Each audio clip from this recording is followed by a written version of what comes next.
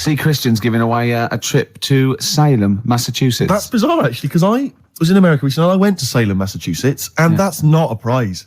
Isn't it? Believe me, we were there, we were sort of obliged to go because we were at someone's birthday. It's rubbish. Really? I mean, that's a really poor trip. That's such a boring He probably can't believe his luck. It's probably the biggest thing Christian's ever had to give away. The great thing about, and you've just dissed it. The great thing about Salem, Massachusetts is I don't think we're good for this station. I don't think we're selling this station like we should. Well, it's its own fault, it shouldn't have hired us. I blame it, Yeah, and paid us in advance. Yeah. They're lucky we turn up. No, I went to Salem, Massachusetts, and this is the place that's famous from like Salem's Lot and the Salem witch hunts, famously. Famous for all things Salem. Salem. Anything with Salem in the title. That's what it's famous for. The whole place has gone mad over like witches and anything. Basically, it's like there was the Salem witch hunts in like 17 something or other or 16 something or other. So the whole place now is just full of like people dressed as witches. Yeah. And then it's like any supernatural stuff. So I went in and it was amazing. It's quite like Glastonbury tent. It was it's awful. Every single place there, every single shop is kind of horror related. Yeah. And I went to the Boris Karloff World of Terror. It's amazing. You went in there, right? I don't know if Boris, the famous horror actor, has actually been involved, but you go in there, you walk in the door, you've got to put these 3D glasses on, right? And it's supposed to be this kind of chilling journey around this kind of like a sort of a crypt, And you put these glasses on, and I couldn't tell. They were so poor, I couldn't tell what was supposed to be a 3D effect and what was actually three-dimensional. Really? So I couldn't tell if like the floor was actually sloped or if it was just appeared to be. Yeah. Whether the wall was actually kind of knobbly or whether it was 3D glasses. It was so much, and it literally took about 45 seconds to get through it.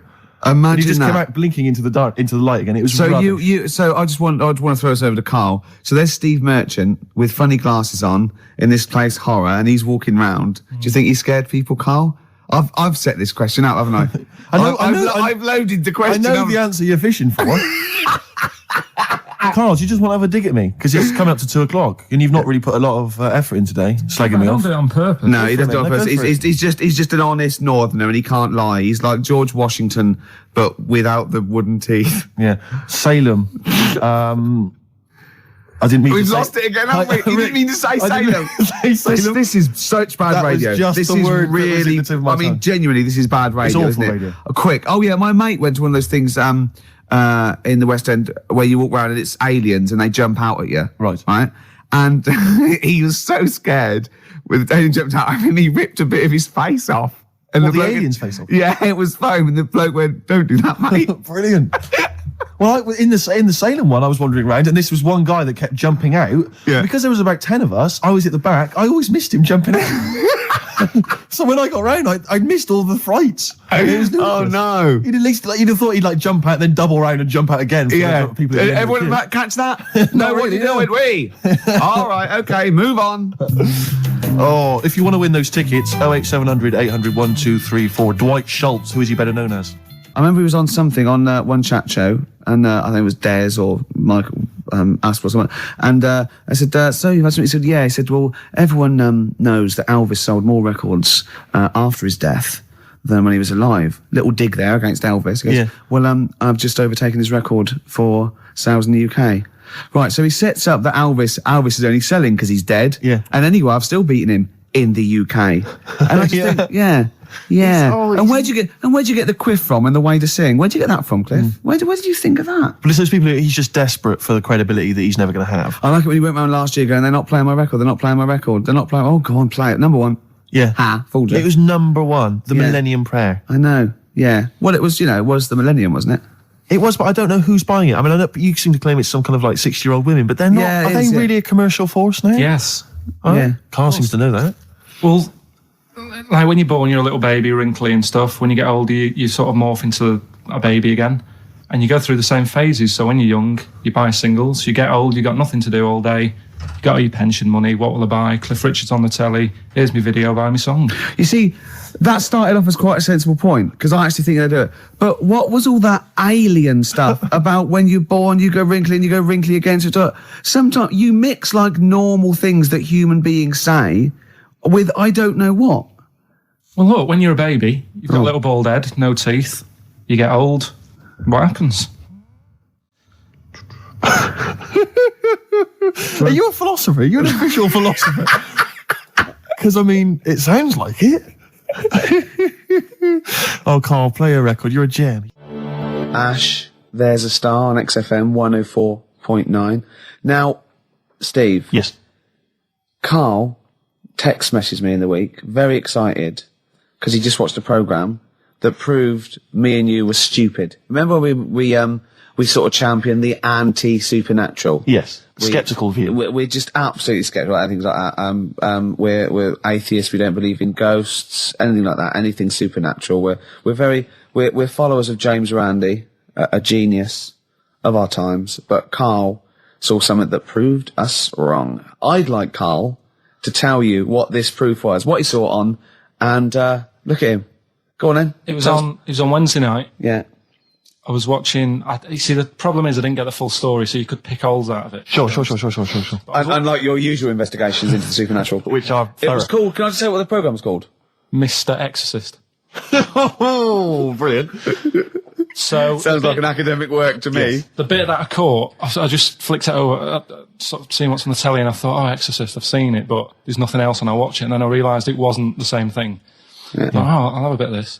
And there was an old woman and a daughter, and as far as I was aware, the bit I picked up on, they were saying, oh, it's dreadful, and unless you've been through it, you've had ghosts in your house and that, you really don't know what it's like. Yeah, sure. And the main thing that seemed to be getting them down was the fact that the budgie was getting stressed. The budgie was getting stressed? Because animals can sense the other side, can't they? Can they? Yeah. Okay. So, and how was that manifesting itself? You didn't know. What was the budgie doing? I think it just wasn't happy. Right. Did it explain that to people, or how did it express that? Budgies are known for being chirpy, aren't they? I said it wasn't chirpy. It normally swings on its little perch and that. And just depressed because it was possessed. It was just sat around in its pajamas. So No. Come on, Steve. Come on, Steve. You're making this a mockery. So the budgie was depressed because he could sense the ghost. Yeah. And then this guy, this Mr. Exorcist came round. Was that his name? Yeah. Okay. Was he a priest or something? Yeah, he might have been. Yeah. Like did he have like a black coat with a little white collar? That's usually the. He had his coat on, so you couldn't tell. No, sure. Okay. But so he came round and he sort of did his thing, and then was he trying to exorcise the budgie? No, the ghost. House. Right. So it wasn't that the budgie had a demon on it. No. Okay. No, this wasn't a possession, was it? This was a straightforward. It wasn't a poltergeist or anything. It was just a. Well, a haunted house. Yeah, but that's the thing he was saying. He was saying you can have like your ghouls and that aren't that bad, that aren't going to cause you any problems. Yeah. But obviously the budgie, they've got weak hearts and that, haven't they? And, sure. So he go on. So anyway, basically he sorted it out, did whatever he did, and the next shot you see is like the budgie making a noise and swinging his eyes over the moon again, and the old woman was like happy because she couldn't believe it. Yeah. And the priest didn't come in and go, well, you should feed that bird. Give it a bit of millet. It was happy. He goes, right. No, see you later. No. It was a... budgies are... my mum's got a budgie. And they're fairly happy all the time, aren't they? So it's got to be something fairly odd. You never see a budgie sitting down going, I feel like topping myself, to be honest. Yeah. Do you know what I mean, then? No. Do you know you can have like a moody dog? You can see a dog when it's unhappy if it's walking down the street. You can have a moody canary, can't you? And what they do is they often tell the police what you've been doing. They're known for that. Mm. Yeah. So basically... So that, for you, is proof that the supernatural exists. A bird in a cage got a little bit annoyed, wasn't chirping as much as it normally did. Who knows why? There could have been a little draft up its... and... cloaca. Exactly. That's a medical term. Anyway, a man came in and did whatever he did. Yeah. Mr. Exorcist, though, Steve. Yeah. This wasn't any bloke off the street. This was Mr. Exorcist. Yeah. Yeah, so... And for you, that's the proof that there's... Just because, like, if it was a person, you go, they're playing up for the camera. Yeah, a budgie could possibly act like that, Steve. Yeah, I see what you mean. You're saying a budgie wouldn't be trying to become famous. No, or not like Lassie. No, sure. It was basically a show-off. Yeah, or Champion the Wonder Horse. Yeah. What do you think? I think... I've changed my tune, Rick. I don't know about you. I have, and I think we should play a record. I'd love to get Mr. Exorcist in. Wouldn't that be amazing? Never dabble with things you don't understand. Sorry. Like women. See what I did there? Oh, he's turned that back on me. Blur. Boys and girls. Girls and boys. Embarrassed yourself. Blur. Girls and boys there, Steve, on XFM 104.9. So, it's not so bad, really, because we didn't plan anything, No, We've proved the supernatural. We were wrong about that. Well, just one other question. Was there anything else in this woman's house that led her to believe that there were ghosts, or was it just the fact that, Tweety or whatever his name wasn't chirping? You see, this is the problem. I was watching UK Style. I was watching something on that. What were you watching on that? It was, it's not changing rooms. It's like that, but cheaper. Quite seriously, right? You might be the most interesting man in the world. I'm fascinated by it. I'd like to follow you. I'd like to have a hidden camera on you. I can ask you any question. I'd like to have you in a cupboard in my flat. So I just think about it. I wonder what Karl thinks of that. And I'd just throw something at you, and you know what I mean? Yeah, because that's what my dad did. Just kept me in the cupboard. You know what I mean, though? Yeah. I wonder what Karl would You're think never about stuck this. for a conversation point if Carl's around. That's what's genius about it. He's always got an opinion. He's got an opinion about everything. Yeah. It's I love the fact he was watching UK Style without a shadow of irony. Yeah. No, He's that's just like, what I like about him. Exactly, that's what's I wouldn't brilliant. like it if he was trying to be No, he's not. kitsch Yeah. and stuff. I like it because he's down the line, straightforward, no nonsense. Yeah. This is what I like. You know what I mean? He's going to be sort of like Jeffrey Boycott, Dickie Bird when he's about like 60 or 70. He's going to get on a bus and go to the driver somewhere. You need an haircut. You look like a scruffy get. You know what I mean? He's going to be a great old bloke that Genius. he doesn't get chinned in the pub. Yeah. Right? People protect him, because he's like 70 or something. But it's great. You're looking forward. You're actually in that nod. That nod went. I can't wait to be 70. Yeah. Wasn't it? Yeah. Can I make a suggestion that we just get people, they can email in just questions or comments they'd like to hear from Karl. Maybe they just want to know his opinion on the Afghanistan situation. Yeah, like, or like last night's Coronation Street, whatever. Yeah, like they do it, in the NME or imagine that coming up to the election, they go, Billy says Labour. Oh, Yeah. Karl. I think the Sun has White Van Man. Each day they interview a guy who drives a white van, see his opinions on various topics. Karl is very much our white man van. White man van. Yeah. So any query you have, I think most of our listeners are, any to be honest. opinion that you would like to hear voiced from the K-Man, ricky.gervais@xfm.co.uk, or you can phone in. I forget what the number is. Oh, 700 800 1234. Sweet. Now you during that record, you said, we knock everything.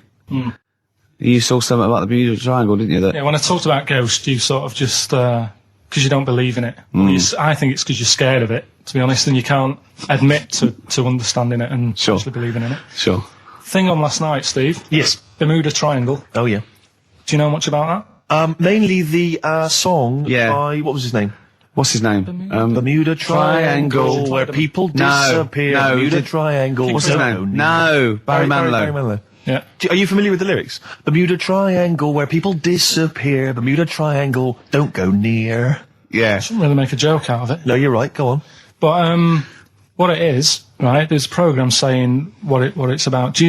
What do you know about it? As I say, mainly from what Barry's told me, but certainly planes and various boats have gone missing within the Bermuda Triangle. Planes. Yeah, but obviously that documentary didn't explore it. He learned a lot about that. I learned a lot about American history through We Didn't Start the Fire by Billy Joel. Again, most of my knowledge of the sort of Tsarist Russia comes from Rasputin by Boney M. Well, listen. Yeah, he was the lover of the Russian queen. They put some poison into his wine. Yeah. They shot him till he was dead. Yeah. Which is, go on. Right, well, this, those right? Russians. Sort of bit of an earthquake in the sea. Sure. Lets out methane gas. Okay. And apparently, if you were swimming out in the sea, Yeah. and there was like an earthquake and some methane came out, Yes. you can't swim in it, you just sink. Okay.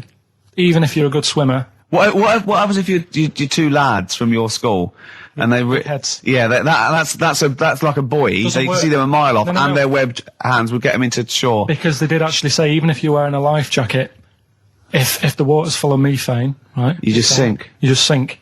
So what it's saying is, boats have gone across the sea, got a load of methane in the sea, and the boat just sinks. Right. What about the planes? Is it then sort of planes with little sort of floaty things Could on? be. That'll be the sort they've landed in the sea. Right. And methane's coming. Well, sorry, Carl. What did the documentary say? Not I imagine. Yeah, your hypothesis might be one Yeah. thing. What did they sound like? They didn't cover that bit. They didn't do cover the planes. They didn't do the planes. Something else they said about it, though. Go on. Loch Ness, the monster, Yep. Sure. probably doesn't exist. Okay. What it is, Interesting. Hold on. Interesting. Oh, interesting. It's- What they thought the Loch Ness probably didn't exist. Curious viewpoint. Hold on. What proof have they got for that, Carl? How can they go around saying stupid things like that? it's methane, Right. Again, in Loch Ness. and people have seen, what's the lake? It's in. Loch Loch Ness. Yeah. It being the Loch Ness Monster. Yeah. That's where it lives. That's how it finds its way home. That's certainly the clue. Yeah, If you get again, Carl, that's the clue. Yeah, if it go, and it's if it's out wandering, it goes, excuse me, would you know where I'm being the Loch Ness Monster? Where would I be going? Oh, you'd be going to the Loch Ness if that's your home. It's way over there, you big monster, you. So the bubbles from the Sure. methane bubble up out of the water. Yeah. People think, oh God, it's a monster's head. But it's not, it's just water sort of shooting up because of the bubbles. Well, that's two of the great mysteries of the universe solved by Karl P on a Saturday afternoon. That is fantastic. Yeah. So that makes me think a lot of things. So you know when mediums are sort of like going, oh, I've got something coming through. Do you think they are exhaling a lot of methane gas? And thus making them not think straight? Do you think everything's down to methane gas? Do you think that all the mysteries of the universe are down to methane gas, Carl? What did it say in the documentary you saw? About what? What was the budgie happy? We know that budgie was sad. Was it in a room? Because they used to take canaries down the mines, didn't they? They used to take canaries down the mines, they'd smell the methane, and then the budgie would be happy. I'm not going to teach you anymore. Play a record. Oh, excuse me, and don't be alarmed. I look quite frightening, but I'm merely a nice monster. I seem to have lost my way home. Could you direct me in the right direction? Nice to meet you, yeah, Karl Pilkington. Hi. What's your name? Why do you need to know my name? Well, it might help me to find out where you come from. Oh, my name's the Loch Ness Monster. Okay, alright, give me a second. What was your name again? Loch Ness Monster. See, this is what I mean. Alright, guys, have you finished that private call? Yes. Jeez, that was outrageous. You know you're a fan of Feng Shui, Carl, and you believe it's all true. I just run this one past you just on the off chance. Yeah. Because maybe that you change your opinion slightly. Yeah. Feng Shui teaches you to use your environment wisely. Sure. If your land and the surrounding area is undulating, it's said to house auspicious dragons. When land is flat and featureless, the dragon is missing and the land is said to be less auspicious. Excuse me, they call me the Brixton Dragon. Sure. I seem to have lost my way. I know it's South London somewhere, but could you help me find my home? What's your name? Well, they call me the Brixton Dragon. Right, where are you from? I see what you mean. I see what you mean, aye. Oh, okay, man. So does that make you query it at all, the dragon? I'm not into it that much. Right, I'm sure. just saying that if you have your head at one end of the bed rather than the other, it might make a difference to your night's sleep. It's not so much Feng Shui, though, is it, as sort of good advice, generally? When you went home... Don't sleep on the end of a spike near a cliff. Good I mean, that's good advice, isn't it? You know what I mean? And it was a Christmas play, and I managed to get a part in it. And, Did you audition? got a part in it, and I should have been playing the drums to the one about Kings. We Three Kings. Yeah. I was meant to be doing that, but Little Donkey came on, and it was one of the. What do you mean came on? That was like next up on the next song. Right. And it's one of them songs that you can't help sort of tapping along to. Yeah. Do you know like if I was to go yeah, you'd have to finish it with. Yeah. Do you know that they actually send that into space? Do they?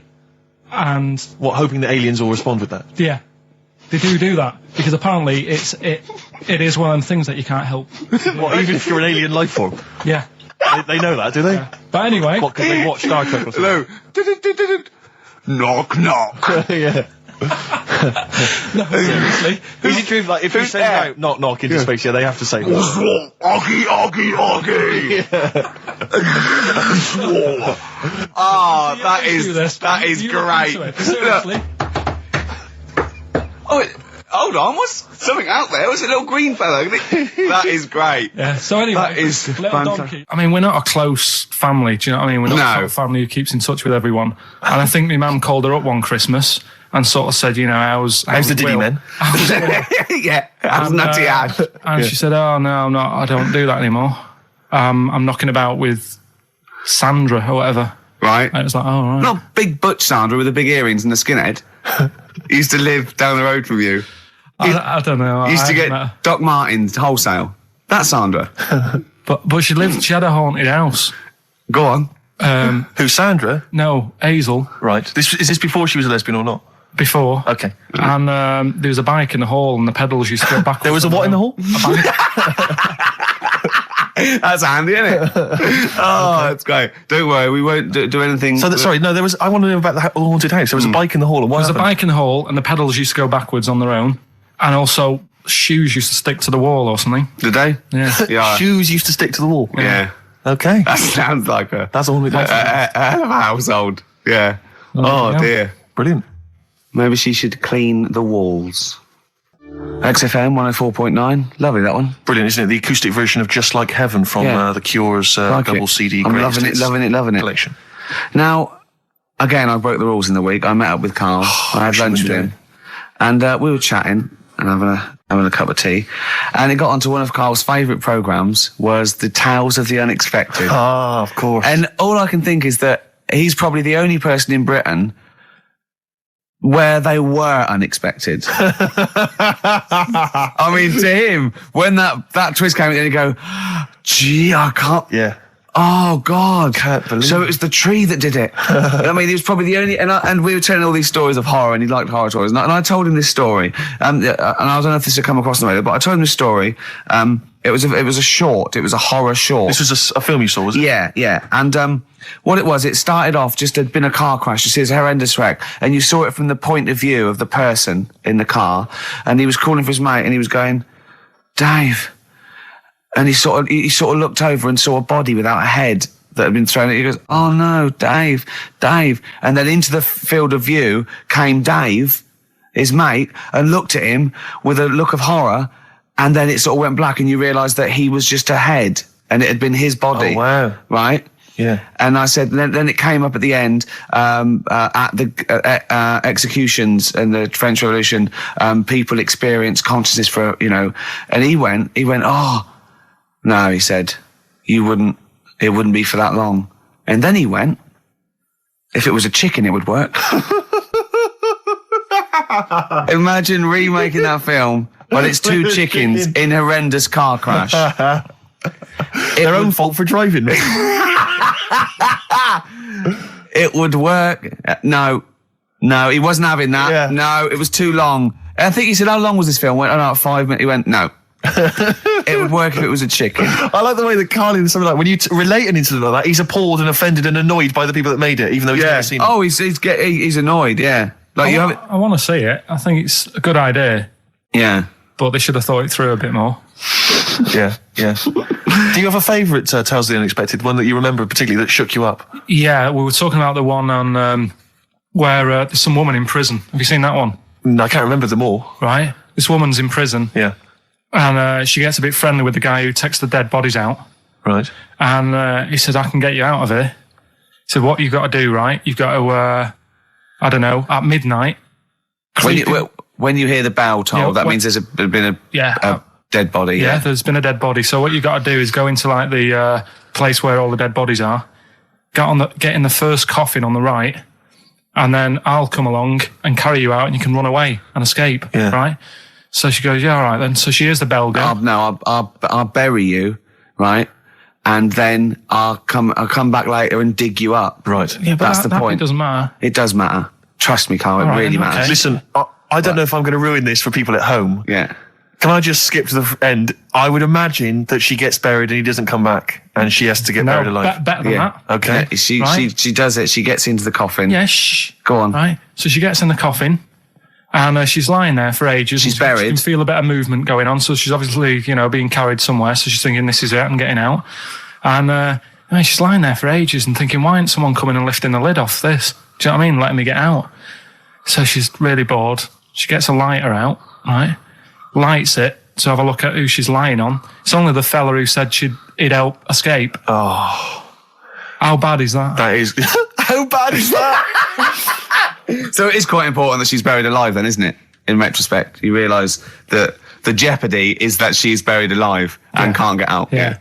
Yeah. It makes it so much worse, doesn't it, than just like lying in the morgue and going, actually, I'm getting out of here. Yeah. This isn't going to work. Look at Karl's face. Having told that, he's so pleased. His face is lit up. He's beaming like a child. Have you seen any? Is that your favourite horror thing ever? That's a good one. And Let's see if anyone knows what the finger is. When that bloke was under the ground, wiggling his finger. We're talking about one with some fella who's stuck in the ground or something. This is a motif I noticed in your particular favourite ones. Yeah, right. People stuck in the ground. Go on. Right. So it's a fella, is it? Yeah, a fella stuck.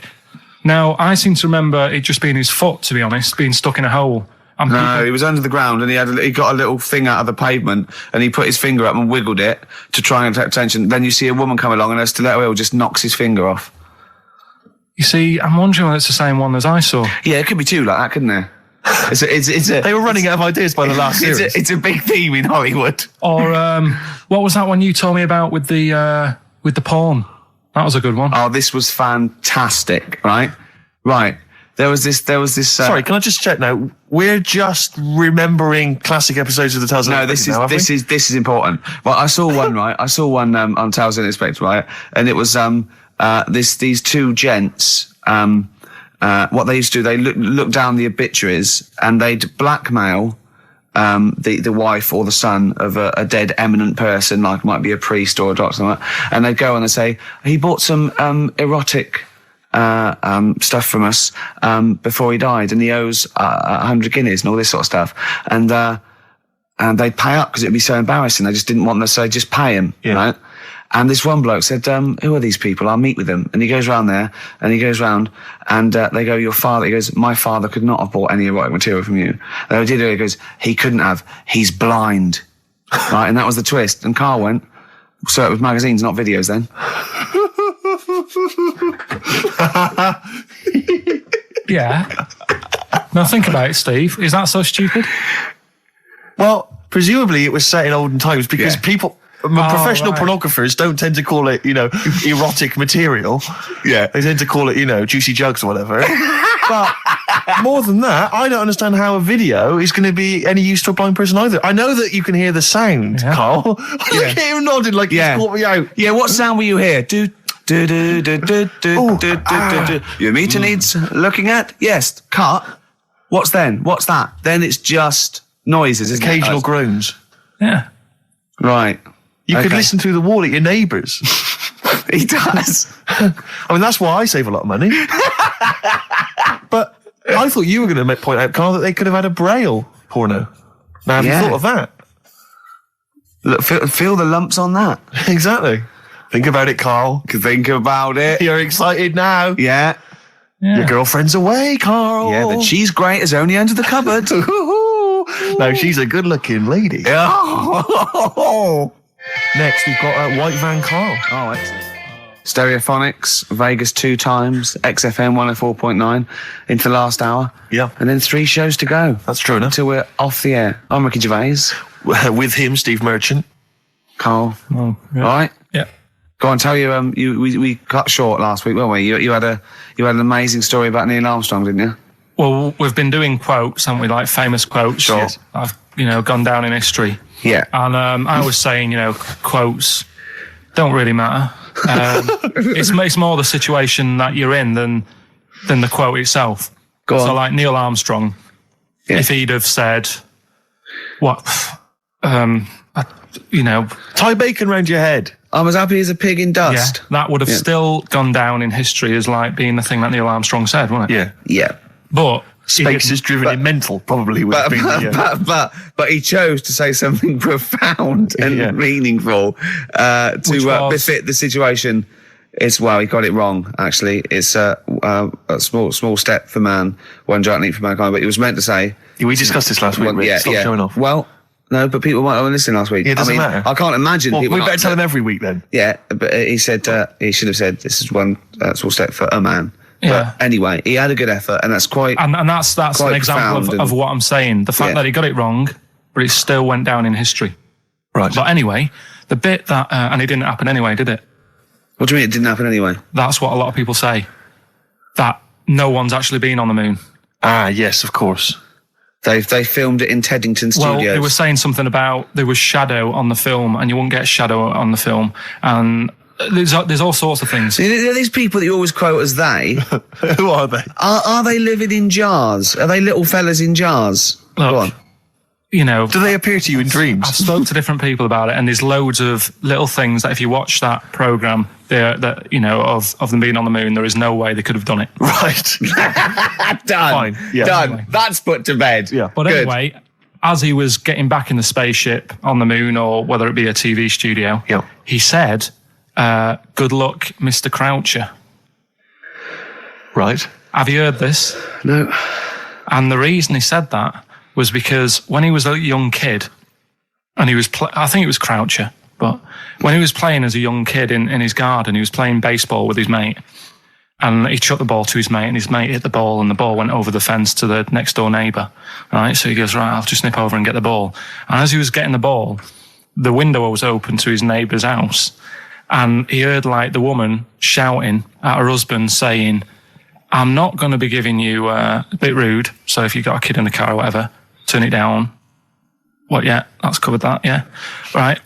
Genius. I'm not, no matter how many times you ask me, I'm not going to be giving you oral sex. The day I do that, man would have walked on the moon. Right? Yeah. He grows up, he gets on the moon, and he remembers all that story, and as he gets back in the spaceship, he says, good luck, Mr. Croucher. Now, do you know, I have to say, I've heard that story before, but when I heard it, the woman said, the day I give you a blowjob is the day the boy next door walks on the moon, which makes it all the more profane Impossible. and enjoyable. Yeah, and unlikely. Yeah. But yeah, no, I've heard the same story, Carl. Yeah. Look how pleased he is. I love that. Right, so not only have you remembered that anecdote, which may or may not be true, but of course you've also proven The that... day I give you a blowjob, that kid in the garden's probably going to walk on the moon and say something about giant leaps. Exactly. But, you must have heard the thing that it never actually happened. Yes, we've all heard Yeah. it. We've all dismissed it as nonsense. And moved on. Yeah. Yeah. And got on with our life. Right, Carl. What? Should we do White Van Man? Oh, you didn't prepare me for that. We better play a track and then I'll dish Okay. I'll fish out the newspaper and stuff. This is a good little bootleg track here from Meats and Poultry here. They've mixed A with Outcast. Right. The chorus is great. Is it highly illegal? Is. So people shouldn't rush to their tape machines now and press play Okay, and so record. whatever you do, don't record this now if you're recording it. Hold on, don't say anything. Well, that bootleg's going under the name of Nothing, Miss Jackson, I think, by Meats and Poultry. So there you go. I do love these bootleg things because they're so pointless, but they're so enjoyable. Yeah, it's they're great. just fun to exactly. they're really good they're fun. great. But not as much fun as White Van, Carl. White Van Carl, absolutely. Do you want to explain the premise? Well, we take the Sun asks someone else and asks Carl. It's simple as that. That's The it. Sun have just taken a normal person. We flipped it. We're going to ask Carl the same questions about the week's news. Yeah, just basically your opinions, Carl, as ever. What do you make of, well, obviously the big news, David Beckham's broken foot? Is this a big concern for you? No, I mean, he's sad. You know, it's sadder for him more than anyone because, you know, to like be in the World Cup is like the main thing for him, isn't it? Yeah. But he's still a young lad, and I don't think he'll give up. I reckon he'll still turn up. He'll be all right. And yeah, good luck to the lad. You know, I like David. I'm not going to slag him off. Wise words. Yeah, he says that like he knows him, like he's popping round for drinks later. Yeah, like we tried to stitch you up. Go on. But obviously yesterday, was it yesterday? I think maybe Thursday. The Sun printed a big picture of David's foot and encouraged everyone to touch it at midday, because hoping that this would somehow, if we all thought and prayed together, somehow that would help his foot heal. Do you believe in that? No. Any belief in that? No, you're going down the old like Yora Geller route, aren't you? Sure. And it's stupid. Yeah. I'm sure. I mean, it's nice effort and everything. It sort of cheers everyone up. Hold on. You believe in ghosts and warlocks Yeah. and licking toads. Why is that any more stupid than all those things? It's not going to work, is it? All right. Fine. It's rubbish. Okay. Eminem, Without Me, on XFM 104.9. I'm Ricky Gervais, with me Steve Merchant. Hello there. Little Karl Pilkington. Into the last hour, 3 hours of broadcasting to go, Karl, for us. 3. Yeah. What are you Three going to be amigos, doing the while Three we're away? Musketeers. Because you'll obviously still be working here. You have a day job, don't you? What is it you do exactly? I make stuff, You make stuff. What, like furniture? promos and stuff. Oh, right. Sort of a bit of in talk there, but basically like little trails for the station. Yeah. Yeah. That's what I do all week. Yeah. So you'll be back to doing that when we're off? You don't talk to anyone, do you, in the week? You just hide in your little sound booth thing, and you really don't talk to anyone, do you? Much? Not really. No. I mean, you might call up. Yeah. But no, I keep myself to myself. Yeah. Then you don't get bogged down in the office politics and stuff. Yeah. Is there a lot of office politics here? I don't know. I don't get involved in it. Oh, yeah. Proved your point. So when we're away and we're like out of action, who, other than Suzanne, who will you talk to of the day? How will you get a sort of feedback from the world? How you get sort of like input and... I always, if ever I've got like a question on anything, the internet's sat there and I can just go online and find out. The internet is good. It's brilliant. But it's not all verified. What do you mean? It's not all verified. It's not all necessarily factually accurate. Anyone can put things onto the internet. It's it's freaks and things that put on things one, right? like... Here's one that I read in the week, right? Go on. About this woman. Yeah. She was a bit of a punk. And to get her hair done like she wanted it. Super glue? Right, no. She got lard. Apparently it's a popular thing, you might know. Put lard on your head. Yeah. And you put it in the oven. Oh. Now, apparently the heat that you get from the oven is different from the sort of heat you get from an hairdryer, right? And she had to do that to get the style that she wanted. But anyway, she comes into money or whatever, treats herself to a microwave, right? It's not true, Carl. Opens the door, jams the things, like the little catch, so the microwave works. She jams it with a screwdriver or a knife or something. Yeah. Puts the microwave on, sticks her head in, boils her brain. Don't be ridiculous. Right? Well, why is that ridiculous? Boils her brain. She boiled her brain. She boiled her brain. And this is what's good about the internet. I went straight from that, and there was a subject about brains. And do you know that Russell Crowe, when he dies, is giving his brain to charity or something, some sort of some people who can do stuff with it. She gave hers to Pot Noodle. Vesta. Yeah. Oh, That's boiling the sort of a stuff. skull. Yeah. That's not true. It's not true, Carl. It's the same as the woman who put her poodle in the microwave, isn't it? And all that. Just urban myths. They're urban myths. But again, where does it start? Someone made it up. Yeah. For a laugh. They're just too convenient urban myths. Everyone said you can tell an urban myth's not true because it's always this happened to a mate of mine, and when you say what happened then, they go, don't know, that was it. Was it?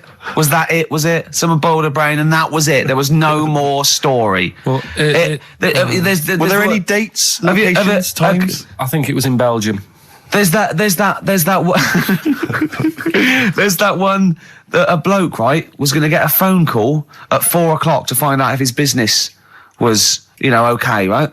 And if he didn't get the phone call, he knew he was broke, destitute. So dead on 4:00, the phone didn't ring. So he went up to the roof, his office, and he jumped off to commit suicide. And as he was passing his window, the phone was ringing. Oh no. Carl, it didn't happen. Didn't happen. Think it through. Think it through. Who told that story? Who told that story? As he hit the pavement at 120 miles an hour. He's the only person who could have known that series of incidents. Also, why didn't he wait? Dead. As his life's at stake, why didn't he wait till 5:00? I'm going to give it 5 minutes just in case. In case the lines are busy. Yeah. And what sort of bloke goes out? I'll call you at 4. Okay, if your business. Well, call me anyway. No. If I don't call exactly 4, then no, you commit suicide. Commit suicide. I would, because if I don't call at 4, that's the end of it. Well, call me anyway. No, that's not the way I work. Why can't you just call me and tell me the other way? Well, I'm telling you how I do it. If you're bust, I don't call. Can't you just call to verify in case something goes wrong? What if it's engaged? It won't be engaged. Just commit suicide at 4, please. It didn't happen, Carl. The other one, right? A bloke, right? He's on a train station, and I'll tell you how I heard it. He's waiting for a cruise station, whatever, and he shits himself. As you do. And so he goes, my train's in 5 minutes. So he runs across to Millets and goes, quick, Levi's 36. The bloke just puts it in a bag. He runs onto the train. He goes into the toilet, takes his trousers and pants off. His soiled trousers yes, and pants. Throws them out of the window. I won't be needing those again. Cleans himself off. Open the bags. It's a jacket. Oh. No, it didn't happen, Carl. At what point did he go into it and go, quick, Levi's 36? And the bloke went, sorry, Levi's 36, what, a pair? No. Shall I wrap them? Them? It. Shall I wrap? Just wrap whatever it is. Do you want to look? No. I'm not looking when you're putting it in the bag, please. Right? 36 waist stories. Don't say anything. I've told you 36 Levi's. They put it in a bag and charged me for it. Yeah. I don't want to discuss it further. Yeah. There was one. Here we go. There was one about a woman whose husband died, and she had him cremated. Yeah. And made like a little egg timer out of him. Right. And she said, I did that so it can still help around the kitchen. Well, that might be true. That might be a joke. That's quite sweet. That might be true. It's a true story, again. It was all... No, not again, because the ones I just told weren't. Nor is the boiling the brains in a bag curry microwave. Head story, true. Yeah. They're too convenient. Will you be buried or cremated? What? Will you be buried or cremated? I don't know. By cremated, I imagine. Like you, Steve? I don't know. It's out of my hands. Yeah, I haven't thought about I've it. not thought it through, and No, to be I don't honest. care either way. Have you heard the one So about... Sorry. I'm just worried that we're getting into a macabre world now of ashes, boiled heads. I think we should play some music that people just calm down. Levi's. Just think about some of the urban myths they've maybe heard, assess them. Maybe they are absolute bollocks. Yeah. And they can move on from it. Well, Yeah. it's just that the death thing, right? Yeah. There was an argument on there about, do you know that Twilight Zone or whatever it was, Tales of the Unexpected? Oh, yeah. Where the woman got buried alive. Yeah. They were saying how, like, years ago, they'd bury people thinking they're dead. Yeah. And they've recently, like, dug coffins up. And then the people who were in the coffin weren't dead. They might have just been, like, in some sort of deep sleep or whatever. Catatonic. And they've lifted the lid off. Yeah. And there's scratch marks on the thing. Yeah. And that's pretty scary. And Makes you think. I mean, I hope they check these days. That's all. I'd like to play a beautiful song now by Cat Stevens called Lillywhite. It's lovely. A song for the lovers room? Yeah. Smiths, Cemetery Gates. Great, wasn't it? Always cracking. Off the Queen is Dead. Voted best album of all time, I think, in an NME poll. I don't think it is their best album. Strangers Here We Come. I agree. By far the best. I agree. Yeah. Yeah. Cracking. Anyway, Carl, yeah, so people were arguing on the flight. How did you enjoy Edinburgh, by the way, anyway? Because I saw you up there briefly with you and Nick Frost, your new mates, Nick Frost and Simon Pegg. You know, he prefers them to us now. I know, apparently, I could tell that from just talking to him. It was the way he was sort of looking at them, he was just smiling at Nick Frost. It's his new best chum. You love Nick Frost, don't Would you have preferred it, right, if I went to Edinburgh and had to sit with some people that I really didn't like? Would you have been happier for me? No, do you know? But So I had a great time with Simon and Nick, and they're nice people. But he kept going to, oi, Nick, tell Ricky that story. And Nick and Simon, well, all it was, right? And their ghost stories. He loves them because they believe in ghosts. Oh. It's not because just they're that. great blokes with great sense of humour, just because they believe in ghosts. You go and tell him that. He goes, how do you explain that? I was going, well, I wasn't there. What was that one you told me and it was completely wrong? About the... It was, oh yeah, right, it's years ago. Oh, yeah. Some In olden days, Oh, sure. when Some ghosts roamed the earth. Once upon a time, you mean? Yeah. some doctor or something who was into like the way bodies work. They got their head cut off. Who did? The doctor? Yeah, he was doing a bit of an experiment. And he cut his own head off. Yeah. Okay. And it was about, he said, when my head's in the basket, I'm going to blink my eyes. Right. Okay, sorry, hang on, let him finish. And, So the doctor has chopped his own head off, and he's told everyone, I'm going to blink my eyes. To No, prove that he's there's in the life after basket, death. and he goes like, right, I'm going to blink my eyes about, as many times as I can. So quick, count them. And they count, and he got to like 15 before he Right. died. Now, this is how Carl told me that. Till Nick Frost explained that, Carl told me, he said, right, well, a bloke, right, he had his head cut off, and when his head was in the basket, he went, count how many times I can blink. And I went, well, that's rubbish. He went, no. And Nick went, well, no, he actually said, when my head's in the basket. And Carl went, all right. I said, Carl, do you know the subtle difference? Do you see the subtle difference? I have to say, though, guys, I still don't really understand what went on there. You've both lost me. The story is that a bloke who'd been found doing, You mean that Carl just explained it and that was a clear version? Because I still don't know what you're talking about, Carl. Well, this bloke had his head cut off at experiments against God. He was a doctor in the, in olden times. Yeah. And when they cut his head off, Why did they cut his head off? because it was He was executed. crimes against. Exactly, he was executed. Yeah, and he said to his assistant, "When my head's in the basket, I'm going to blink. Count how many times I blink and write it down as an experiment." Right? Carl told it to me like his head was cut off and he went in the basket, and when his head was in the basket, he looked up and said, "Count how many times I blink." Yeah, I love that. I love the difference in that story. Yeah. Both rubbish. Yeah. But one's Why possible do you and one believe isn't. anything? You believe anything that you're told, except when we tell you the truth? Right, Yeah. here's one. Christ. Ghosts and that we got talking about. Sure. And Nick said, right, he said, you'll like this one. He said, my auntie was having loads of problems. Why are you whispering? It's not illegal to talk about ghosts on the radio. No, but He's hearing this. so the auntie's in the house and that, and furniture's moving about all the time. Oh, God. And they were like, no, this is... Steve, he told me this one. This is such rubbish, mate. No, come on, let's listen. I'm going to leave it to you. I'm going to sit back and enjoy it. I'm just going to watch your face, Steve. Right. Sorry, so I missed the beginning there, Carl. There's an auntie in the house. Basically, Nick's auntie, Right. in the house, things moving around all the time. And it was just annoying every time she tidied up. It was like... It was just annoying. Making a mess. It was one part annoying to two parts scary. Yeah. So... stuff was moving around all the time, and they said, right, Right, we need an housekeeper. rather than having the house a mess, until we sort this Stop out. it! I've got the vicar coming round. Stop moving stuff around. Oh, yeah, go on. They said, That shouldn't be in the pants drawer. let's put all the furniture in one room, right? So just have one room that's a mess, and have all the others empty. Because I love the poltergeist can't really... It can move wardrobes around, but it can't open a door to put it in another room. Yeah. Poltergeist going, I'm just making this room messy. I wish someone would open the door so I could... Go on. Yeah, but... So all this stuff's in this room. So they right? moved all their furniture into Everything, one they room. put like the drawers in there and everything, and it was really uncomfortable because they were all like on top of each They other. sat in the room with all the stuff. Yeah, they had to, because that's where the three-piece suite was. Okay. Oh, God. Right? All right. Oh, God. So they sat there, right, all crumpled up and that, but nothing can move because it's so tight. Yeah. I think things were trying to move, Yeah, but yeah, everything yeah. was so tight. It's They just like, foxed that poltergeist. so anyway, one night they sat there like sort of a bit awkward watching the telly and that, and they hear some banging Yeah. in the next room. So she goes, oh God, what's that? Oh, he hadn't moved in, had he, the ghost? So To some of the empty rooms. so there's this He's bang, moved some friends and family in. there's this banging about going on. No, so listen, she Steve. gets up, right, Yeah. and what it is, they had the baby in the next room because there wasn't much room for the cot. Right, so they left the baby with the ghost. So they go into the room where the baby is, and the banging Yeah. is like, do you know those plastic balls you get that you can chuck around the room and like they go mental?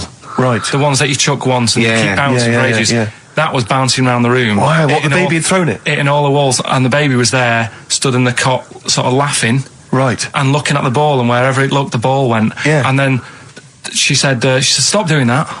Yeah. And the ball just stopped. Did it? And it rolled a bit and stopped. Right. So the baby had thrown the ball and it was watching it as it bounced around the room. It wasn't throwing it, it was in control of it. No, the point is, Steve, the baby had been doing it. Would have been the baby all along. The baby had been messing with the furniture. It was So the it's baby a that had the super power. Yeah, it's the baby that had the power. Special baby. It's a baby that had the power.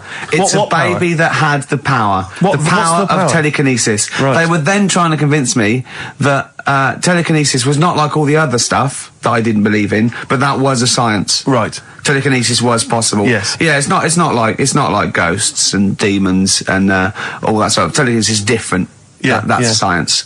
But Nick's auntie saw it, and I love the fact that you're telling me that someone else's auntie saw it. So I should be satisfied with that. Yeah. I should be satisfied with that. I mean, So does she still live in one room with all her possessions? no, I think the baby grew out of it, apparently. it grew The up. baby grew out of it. So it doesn't use its telekinesis powers No. anymore? Well, no, it's No. like in Carrie, innit? She was upset for a bit, and then she got over it. Okay, I'm just going to say one thing, Carl. That was a film. Do you want to play a record or? Get free. All right, on XFM 104.9. Can I just tell you a story that Carl told me a couple of weeks ago? Is this another ghost story, another yeah, spooky it is, story? Yeah. I called him out. I was, what are you doing? He said, I've just been reading ghost stories again. He said, you don't believe in them, but how do you explain this? So I went, go on. He said, I'll tell you as he told me it. He went, bloke, right, just sitting at home, doing, watching telly with his cat. And, the phone rings and it's a bloke going, is that fire, in your oven okay now? 'Cause your wife called. And Carl went, well, 1, there was no fire in the oven. 2, he wasn't married. I went, right. Go on. He went, well, then right, there was a knock at the door and there was 2 sort of people in sort of white coats and they came and said, we've come about that fire. Your wife called us. He went, 1, there isn't a fire in I haven't. And 2, I'm not even married. Right? And he said they saw the cat and they looked at the cat. It looks a bit weird at the cat came out. Nothing. And he said, and then he went back, sat down, phone rings, and they said, did they sort out the fire in the oven that your wife told us about? Oh. He went, 1, there is no fire in my oven. 2, I haven't got a wife. And Carl went, what do you think of that? I went, that's not it. He went, yeah. I went, That's the end of the story. What?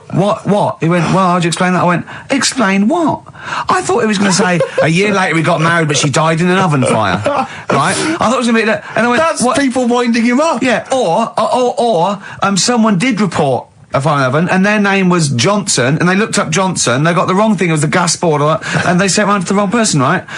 You know, he went, yeah. I said, I explained it to him, he went, yeah. Why did they look at the cat funny?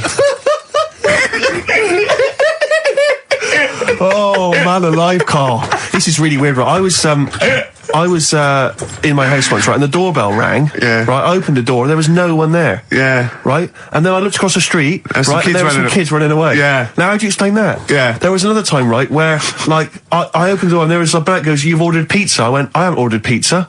And I heard my mate upstairs giggling and putting the phone down. Yeah. How do you explain that? Carl, seriously, why did you tell me that story? What did you think it was weird about that? The fact that it was 3 different people. Is this all the information? Is that the entire story? It was 3 different people. Did you fall hassling asleep him and not read about the end? A fire that didn't happen, about a wife that didn't exist, and a cat that didn't look happy.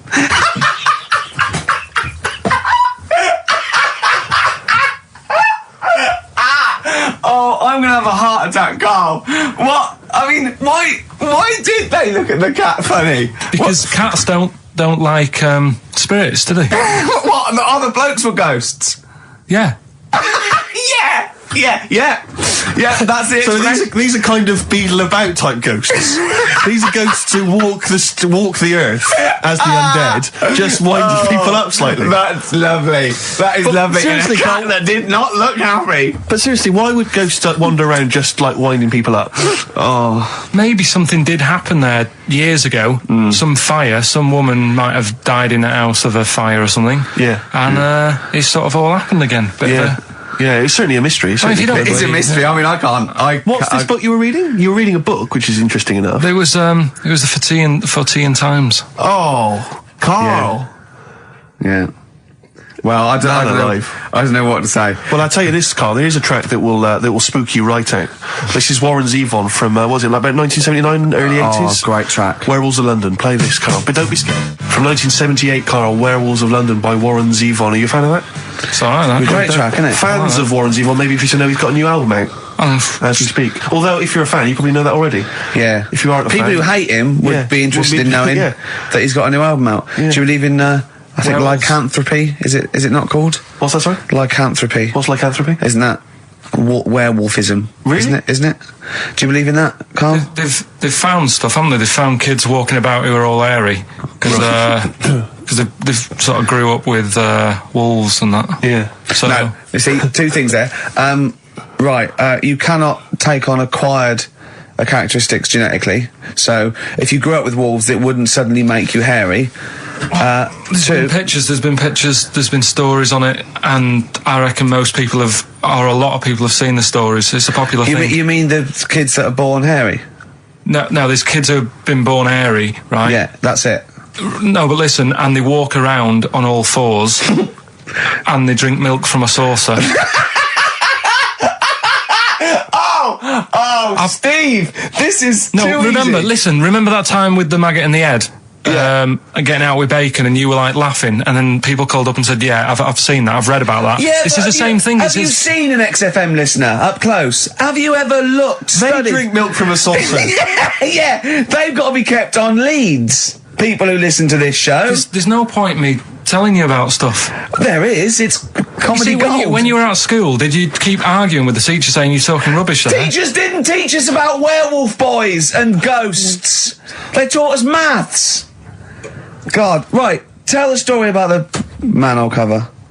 Right, in the same magazine as the one with the with the cat and the fire and that. Don't tell me that story again, it gives me the shivers. Yeah, a cat that's got a weird expression on its face is against God. Anyway, this isn't a scary story. This was just like physics. Physics. Yeah. It was going on about the nuclear bomb and how powerful it is.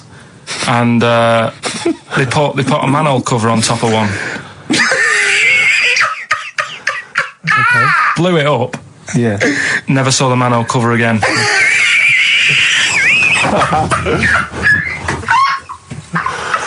Man alive, Carl. Unexplained. What's going on there? Something weird is happening there. Oh. If anyone has ever seen that manhole cover, please get in touch. We'd love to know where it is. Oh, that's fantastic. What sort of experiment is that? I imagine all these scientists on multi-billion-pound research budgets, they're going, we test everything. What would they do to a manhole cover? Don't know. That's like letting a couple of students exactly. have control of a nuclear Do you reckon it can Let's send a put this traffic cone into orbit? Go on then, put it on there. I love that. Imagine that. What value is that? I might tell you what we could do. We could put the manhole cover on it and aim it and then blow the bomb up, and the manhole cover would have someone's eye out. Fire it. See if you can fire manhole covers off the nuclear bomb. Try bangers to a bomb. See if it's louder. Oh God.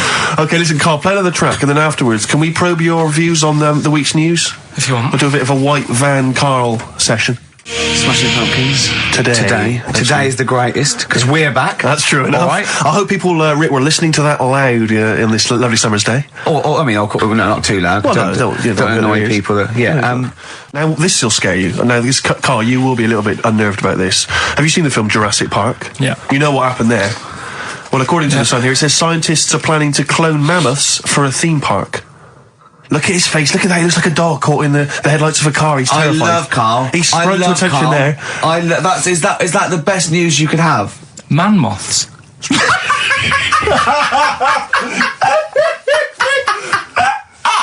Right. Yeah, man moths. I Man love moths. the fact that that's why he was so excited that they bred a man moth. What is this? Yeah, it's a human being that hides in your wardrobe and eats an entire jacket in a day. Yeah. What do you mean, man moths? Mammoths. Mammoth, the big hairy cow heard of a from the mammoth? Ice Age. I mean, elephant. You're not so excited about that, then? You can take or leave bringing back mammoths to life, but a man moth... A man moth is a different matter. Oh, if we'd have never brought that up, he'd have gone and told someone now. Yeah. You know, they've bred an half man, half moth. This is what we This is how mean. things start. This is what we mean when you hear these ghost Are you stories. slightly deaf? Is that it? When you hear these stories, you're slightly deaf. And his head was in the basket, and he went, count how many times I blink. Is it? Carl, is English your first language?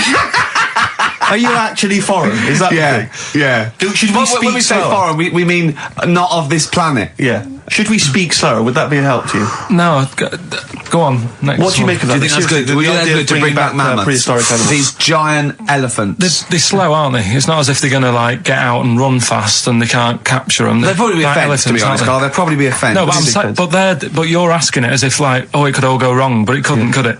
Well, Really? but the point was about Jurassic Park is they thought it wouldn't go wrong. They thought they had it all under Yeah, but control. that was and Have you learned Dinosaurs. nothing from Jurassic Park, Carl? Dinosaurs would say, oh, think about it before you do it. But with a hairy elephant, it's not going to... Not a concern for you. Would you go along to see him? Would you be interested in that? If it was in the area. He's great, isn't he? I'd love a queue, Nothing right? impresses No, him. but what I'd like to do is Carl sitting like Yoda in a little cave, and I'd just like to see people like Tony Blair and Stephen Hawkins in a queue, and they go and say, "Carl, got a bit of a problem." And thinking of cloning a man and a moth. Problem? Not an issue. No, if I'm in the area, I might cruise around and have a look at it. Otherwise, just don't send it near my clothes. Oh, that's fantastic. So it's just for a second. As the words "man moth" came into your head, how excited were you? I mean, were you both terrified and excited? For the moment when you thought that they'd cloned a man and a moth? I pictured... What kind of face did he have? Did he have the moth's head, or was it a man's head? just a little man head. Right, what was his face? What did it look like? He just was like a bit shocked. Perplexed, yeah. It was like he'd been grafted onto the body of a moth without his consent. And when he was asleep, he'd woken up. he just went in to have a goiter removed, and they said, "We've He replaced woke your up with goiter with the body of a giant moth." Yeah. Is that all right, Mr. Jenkins? So he had the head of a little. Was it a little boy or a man? Little man. Right. Okay. and he's just bumping into a lamp. Just bumping into a lamp. If you went into hospital and they'd done something, what's the worst thing they do, right? What would you rather have done, right? You wake up and you've got lobster claws for hands. Right. You wake up and you've got duck's feet. Or you wake up and you've got one horn coming out of your head. The worst thing, Yeah. probably the horn coming out of my head. Why? Get in the way. That'd be useful, wouldn't it, in fights and stuff? And for like parties, people would play Well, I suppose quoits. the lobster claws would also be quite handy there. Definitely. Roll Over DJ by Jet on XFM 104.9. I'm Ricky Gervais, with me Steve Merchant and Karl Pilkington. All right, Karl? Yeah. Bit miserable today, Karl. Let me explain why. Go on. Steve, and to you, the listeners. Well, we came in to a big bunch of stuff. Dropped off was it Becky from Marks and Spencer? Just like lovely stuff. Food, presents for the cat, books, just, to Ricky and Steve. Ricky and Steve who do the show, right? Ricky Gervais and Steve Merchant. GQ presenters of the year. Creators of The Office, right? Award winning. Carl's looking over. I go, well, maybe, it's not for you, no. And then he told me why he's grumpy anyway. Go on. Do you know what XFM are giving everyone? How long have you been here? About 6 years. What are you getting for Christmas from XFM? 2 CDs. Is that of your choice, or do they choose them? There's a list of about 30. Right. Tell them what List you of about chose. 30 CDs. I've gone for Kings of Leon album Yeah. and the best of Bob Marley. Haven't we given them away in the past or something? Or you could have burnt them off, couldn't you? You could have done copies. Illegal, but you could have done that anytime you wanted. I don't think Bob Marley minds if you bootleg his CDs. It's out of order though, isn't it? It is bad. Although Is that always the case? Has it always been the truth of all the time you've been here? No, it has been better than this. Yeah, although you do get paid quite well and you do have an easier time. Yeah, but don't give me the CDs then. If it was a milkman, you don't go, I'll have 2 bottles of semi-skimmed. Happy Christmas. Yeah. That is a valid point. Do you know what I mean? You complain. Who is it who made this decision? Is There's it- no point. No point, is there? Why? Just no point. I don't like moaning anyway, just... Has it come from up top? Is it from the capital people? Just everyone. That's what everyone gets. Yeah. Yeah, but will Christian get 2 CDs for getting up at 4:30 every day for about 5 years? And keeping the station afloat. Probably. Yeah. So that's why I'm a bit fed up. What you listen to first, Marley or Leon? Well, you have a bit of Marley. I'll tell you what Marley's good for as well. You're going to have a little beach holiday, aren't you, over Christmas, going to Lanzarote? Listening to that on the beach, you'll realise how wise XFM are in the long run. You go, well, look, they could have given me 400 quid, right? Well, I'd have spent that. But this is, the legend lives The gift on. that keeps on giving. So you're probably, you know what I mean? Think how much what you got to think of is how much all his great songs took, not only from the depth of his soul and, all his sort of angst and knowledge and love, and then all the studio time, the marketing, and they're just giving you one like that. They go, don't worry about that, Carl, just have it. And you go, what? But all the time we spent with Bob Marley and everything. Have it, Carl, have it, Carl. And Practice. Have that. Thanks, well done. Carry on. We're still going to pay you for the work. Yeah. That's just something on top. Here's a little piece of Bob, free. Yeah, so don't moan, it's extra. So, they didn't have to give you it at all. Play a record, you ungrateful little swine. Some people, like the homeless, aren't getting anything this Christmas. This is my Except to favourite chill. Elvis Costello track of all time. It's Alison. This wasn't on the list. Right. Elvis Costello, Alison on XFM 104.9. So, that's it. Well, maybe, I'll tell you what, a good idea, Carl, just beg, just ask for other things. What do you want? What do you want for Christmas? You must have a big fan base out there willing to make you things. Maybe like a little, I don't know, gloves, pair of gloves. Just like Little what woolly you- hat. If you want to send a necklace in for Suzanne, that'd be handy. Oh yeah. That's what she wants. Is Suzanne listening today? No, she's out. Right, okay, this is the dilemma. Me and Steve, yesterday, were trying to convince Carl that it would be a good idea to buy Suzanne a Christmas present. Okay. Now, why aren't you going to buy her a Christmas present? Explain, Carl, why you don't think you should buy her a Christmas present. No, I've told her I'll get her one, but in the new year. We're going away on holiday and that, so there's no point taking stuff away. Yeah. Going to Lanzarote next week. Just get something in the sales after Christmas for this, yeah. Yeah. Right. And me and Steve were trying to explain to Carl that she would love it if you bought her something on Christmas Day. Yeah, but she knows now. But Knows what? I've told her. So No, well, I'm going to tell you. Do you know, right, this, dear listener, this was Carl's worry. I said, I bet she's got you something. And Carl was worried in case he got her something and she hadn't got him something. Yeah, he'd be livid. He didn't want to be down. He didn't want to be a present down. Yeah. Look at his face. So buy her a nice necklace. Don't spend, just spend £100, you know, just a little token. We're going away. We're going taking her away on holiday. No, you're not taking her away, are you? What, you're paying for it, are you? Yeah. Are you really? Well, half and half and that. Right. So you're paying for you to go on holiday? That's good of you. So the gift is your company, really? She's done all right. She's done all right. Why do you talk like you're 60 years old? And you've been working down the mines? I don't know, she's done all right. Do you go home to her and say, Suzanne, you're bloody lucky? I mean, You've fallen on your feet. to Look be who fair, you've Rick, got. What? I'm not sure she has done all right. I don't want to be critical, but... Oh, dear. So what are you going to get in the sales? What are you going to get Yeah, her? it depends. I'm thinking, I mean, I'll give her the choice. She can have Kingsley and old Bob Marley. Right, I'll let her decide there. Oh, dear. I can't wait to see you. Where are you going, Lanzarote? Yeah, Where's that? don't know. Suzanne sorted it out. I said, Lanzarote. I said, is that Africa or is it Spain or Portugal? Just thought you don't know. What do you mean, don't know? I goes, well, what's the currency? I went, don't know. I said, Suzanne booked this one, did she? Yeah. I thought, where is it? Is Lanzarote African or? Foreign. Something like that. Somewhere foreign. I was looking last night, and doesn't look that good. There was like one of the highlights of the things it says you've got to do is go and have. Apparently, they've got restaurants in caves, and that's like one of the things they say you must do. So, if that's a highlight, do you know what I mean? Right. So I'll do that. Go and see what that's like. Yeah. When you're on the beach, Carl, do you wear the very, very tight Speedos? No. Do you walk What do around you with wear?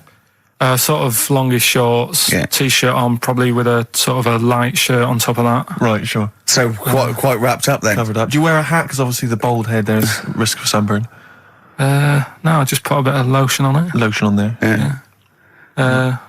Just have a bit of a wander down the beach, have a look. Yeah. See if there's any old blokes with their tackle out and a backpack. I'll have to look forward to. So Yeah. there you go. Yeah. Well, we're looking forward to finding out how you get on. Yeah, I'll let you And know. interested to know what she gives you on Christmas Day. Won't be getting More anything. scintillating chat after this next song. All right, bit of placebo. Yeah, love it. Special needs. Placebo, special needs on XFM 104.9. Email in where Lanzarote is. I don't know if it's Italy or Spain or Europe or maybe Africa. You know, these are the sort of things, these are the reasons I come into it, to at least learn something, innit, Carl? We've stopped educating Ricky, so I've stopped learning, you know, about things like the woman who ate mud all her life. I told you something before when we were in the office. what was that? What did you teach me? They've just counted how many fish are in the sea. And that. No, they They've haven't. just done a census. or A whatever. census. What, a fish? Yeah, some fellas have gone in the sea and they've got to work out. There's about... Mrs. Spratt, is this your son? No, he's a lodger. Okay, well, let's mark him down. That's 2. Oh, I've lost count. 6,000,004. Oh, darn. So how many are there? About... There's a lot. There's... Oh. Well, there are more species of fish than bird, mammal, and reptile put together. Can I ask a question? That's on my DVD of animals. That's still available in the shops. Probably find it online. You'll get that slightly cheaper. $15.99. What? Go on, ask me a Special question. features of Ask me a which question. include Ask me a question. Karl's Pilkington's also on the DVD. Yeah. That's a perfect Christmas gift. Yeah, go on. Yeah, this is a question. I was discussing this yesterday. This is not a bit of shit. This is not a joke. I genuinely have always been slightly perplexed, and we were discussing it last night. The notion of the birds and the bees. Yeah. Now, I don't mean, the birds and the bees. I understand how, Why they use the birds and the bees? Yeah, because, you see, I always, as a child, I never know. I assumed the bees were having some kind of relations with the birds. No. So what is there anything to do with the birds and the bees, or is it literally, just like a euphemism? It's just, the birds and the bees. No, but they Do the birds do anything with the bees? No, not at all. It was where they just take them out? They it was wouldn't where smooze them? parents used to sidestep the issue by saying things like, when a lady blackbird and a man blackbird, they meet, right? They make a little nest, and then because they're in love, they have an egg. Yeah. And that was it. I understand that. That makes sense. But why the bees? Why the birds and the bees? Well, probably, I don't know. I don't know. You see, within nature, forgive my ignorance, within nature there is no relationship between bees and birds, is there? No, not at all. No, not at all. Nothing's going on. But probably what it was, if the parent found it hard to say, daddy puts his penis at mummy's vagina, it was much easier to say, like in the insect world, billions of them queue up and just fill the queen with spunk for about a day. Sure. Thus avoiding the embarrassing intercourse. Exactly. That's what I think, Carl. What do you think? Were you talking about the birds and the bees? Did anyone bring that up with you? No, it was just in that class, wasn't it? When they put a video on. That's what we had. No, we had a film. And they just said, I watched that. And then... what film, though? Basic Instinct? It was just like, two people. And all sat round the telly and watched it. One girl fainted. And they said, right, that's that. Next week, prisms or whatever. And did it teach you everything you needed to know? Well, how much do you need to know? Yeah, true. No, true. Except one kid in my class still thought a baby came out of an arse. Afterwards, he didn't understand. I think what they should have shown on those videos is technique as much as anything. Yeah, I suppose so. Because it was largely just instructional. Wooing. Wooing. What it didn't tell you was how to get into a position where this might be of some interest. That should have been the first 4 weeks of the course. Yeah, well, obviously that baby who had the kid who had a baby. What was going on there, Carl? That was weird. Did you see that? Yeah, that was going to be your favourite programme, wasn't it? Yeah, it wasn't that good in the end. Why? You told us about this story ages ago, didn't you? Ages ago. I told you about a year ago about a baby that had a baby. Yeah, it's a bit different, the baby that had a baby, isn't it? Whereas a Siamese twin with a breech actually just, developed inside him for, it wasn't even developing. It was a twin stillborn that just was inside, enveloped in the other one's body. So it's a little bit different to a baby, what had a baby, isn't it? Yeah. Actually disappointed he was. Do you know what he said to me? He went, well, I thought it was going to come out. And go, oh, bloody hell, I'm 7. What a waste of my life. Like he'd been in there going, oh, hello? Hello? I'm 7. Idiot. Yeah. Yeah, a bit disappointing. But there was a programme on after that, right? At 10 o'clock on Discovery, and I haven't got Discovery. Oh, right. It was about... Good? Oh, I didn't see it. This is it. I was yeah. going to say to people, if they've got a copy of it on tape, if they can send it in. What was it? About a baby with 4 legs. Right. That was on at 10 on... It wasn't a puppy? No. Just,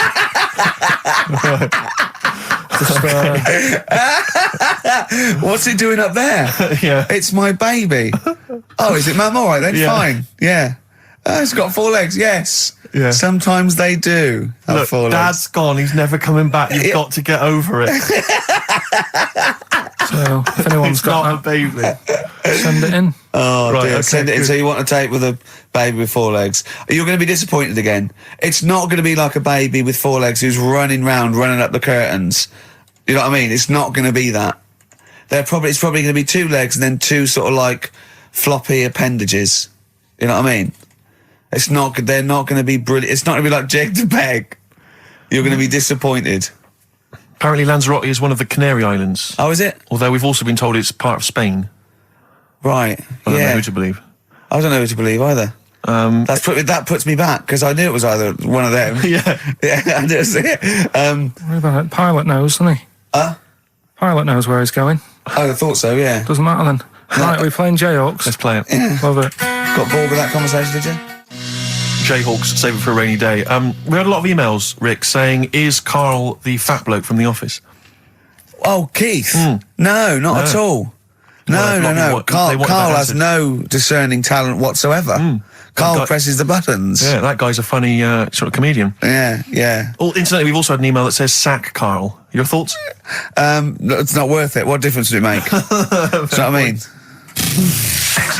So Alive, Ryan Adams on XFM. We're here by ourselves. Where's Carl, Steve? Well, if we can get through this link, Rick, there's no need for him whatsoever, because I'm manning the desk, you're over there providing the shtick and the comedy, the laughs, the entertainment. Carl is making us a cup of tea, but he was too late for that even. You know, he's provided very little for the show. I think he's threatened to bring Rockbusters back for one last time. Looking forward to that enormously. Yeah. Now, I like Ryan Adams, but I prefer his sort of like melancholy, sort of modern alt country sort of vibe than that one. Yeah. Which brings me nicely to this. Okay. I got sent a CD in the week. Yeah. All right. Just play this. You want me to play it? Yeah. Isn't that great? It's brilliant. I love that. It makes it sound like a real song. Yeah. And he just phoned to ask permission. Of course, I said yes, put it on his website. I don't know what he's doing. His name's Ben O'Sullivan, and I think it's part of a live gig by the sound of it. He's just stuck that on a CDR for me. That's great, isn't it? Yeah, he's got a great voice as well. It's brilliant. Just a little bit more. I think we should explain for people who probably don't know why we're playing this. It's actually a David Brent song from The Officer, and he's covered it. That's but he's covered it. Part of Series 1, of course, and both Series 1 and Series 2 are still available on DVD. Perfect. We don't Christmas need gift. Carl. You don't. You're absolutely right. Can you just play a record without going wrong now? Let's see. We've played that. We're talking. Why don't you introduce the Long and Winding Road? This is the version from that remix Let It Be album where they've taken all the strings off of the Phil Spector version. I'll see if I can. This is Long and Winding Road by the Beatles, but this is the one where they've taken all the strings and stuff. That Spill Vector version. Spill Vector. So close. So close. Long and Winding Road. I love that, but I don't like the way McCartney sings here. There's just one, he goes, you leave me waiting here. Well, he's always got that slightly affected But it sounds style, like Richard Burton or something, here. Yeah. But it's only one that does it, but I don't know why. I just think he likes it or wants to go back and change it. Maybe it's like... But having said that, you know, I'm not taking anything away from the Beatles, one of the best bands ever. Well, yeah, good luck to Brilliant songwriters. Yeah. We've had a lot of emails, Carl. I don't want to sort of put a dampener on your Christmas, but a lot of people have been slagging off Lanzarote. One of them just said, I don't know if I can find it. It is Canaria, isn't it? It is one of the Canaries, isn't it? It's a volcanic island covered in volcanic dust. It's very windy, so you have to dig a hole to sit in on the beach, and there's hardly anything to do. That's from Mike Godham, and he says, unless you like quad biking, well, you know, you've seen what happened to... no, don't go quad biking. Not with your little head. There's no protection at all, is there?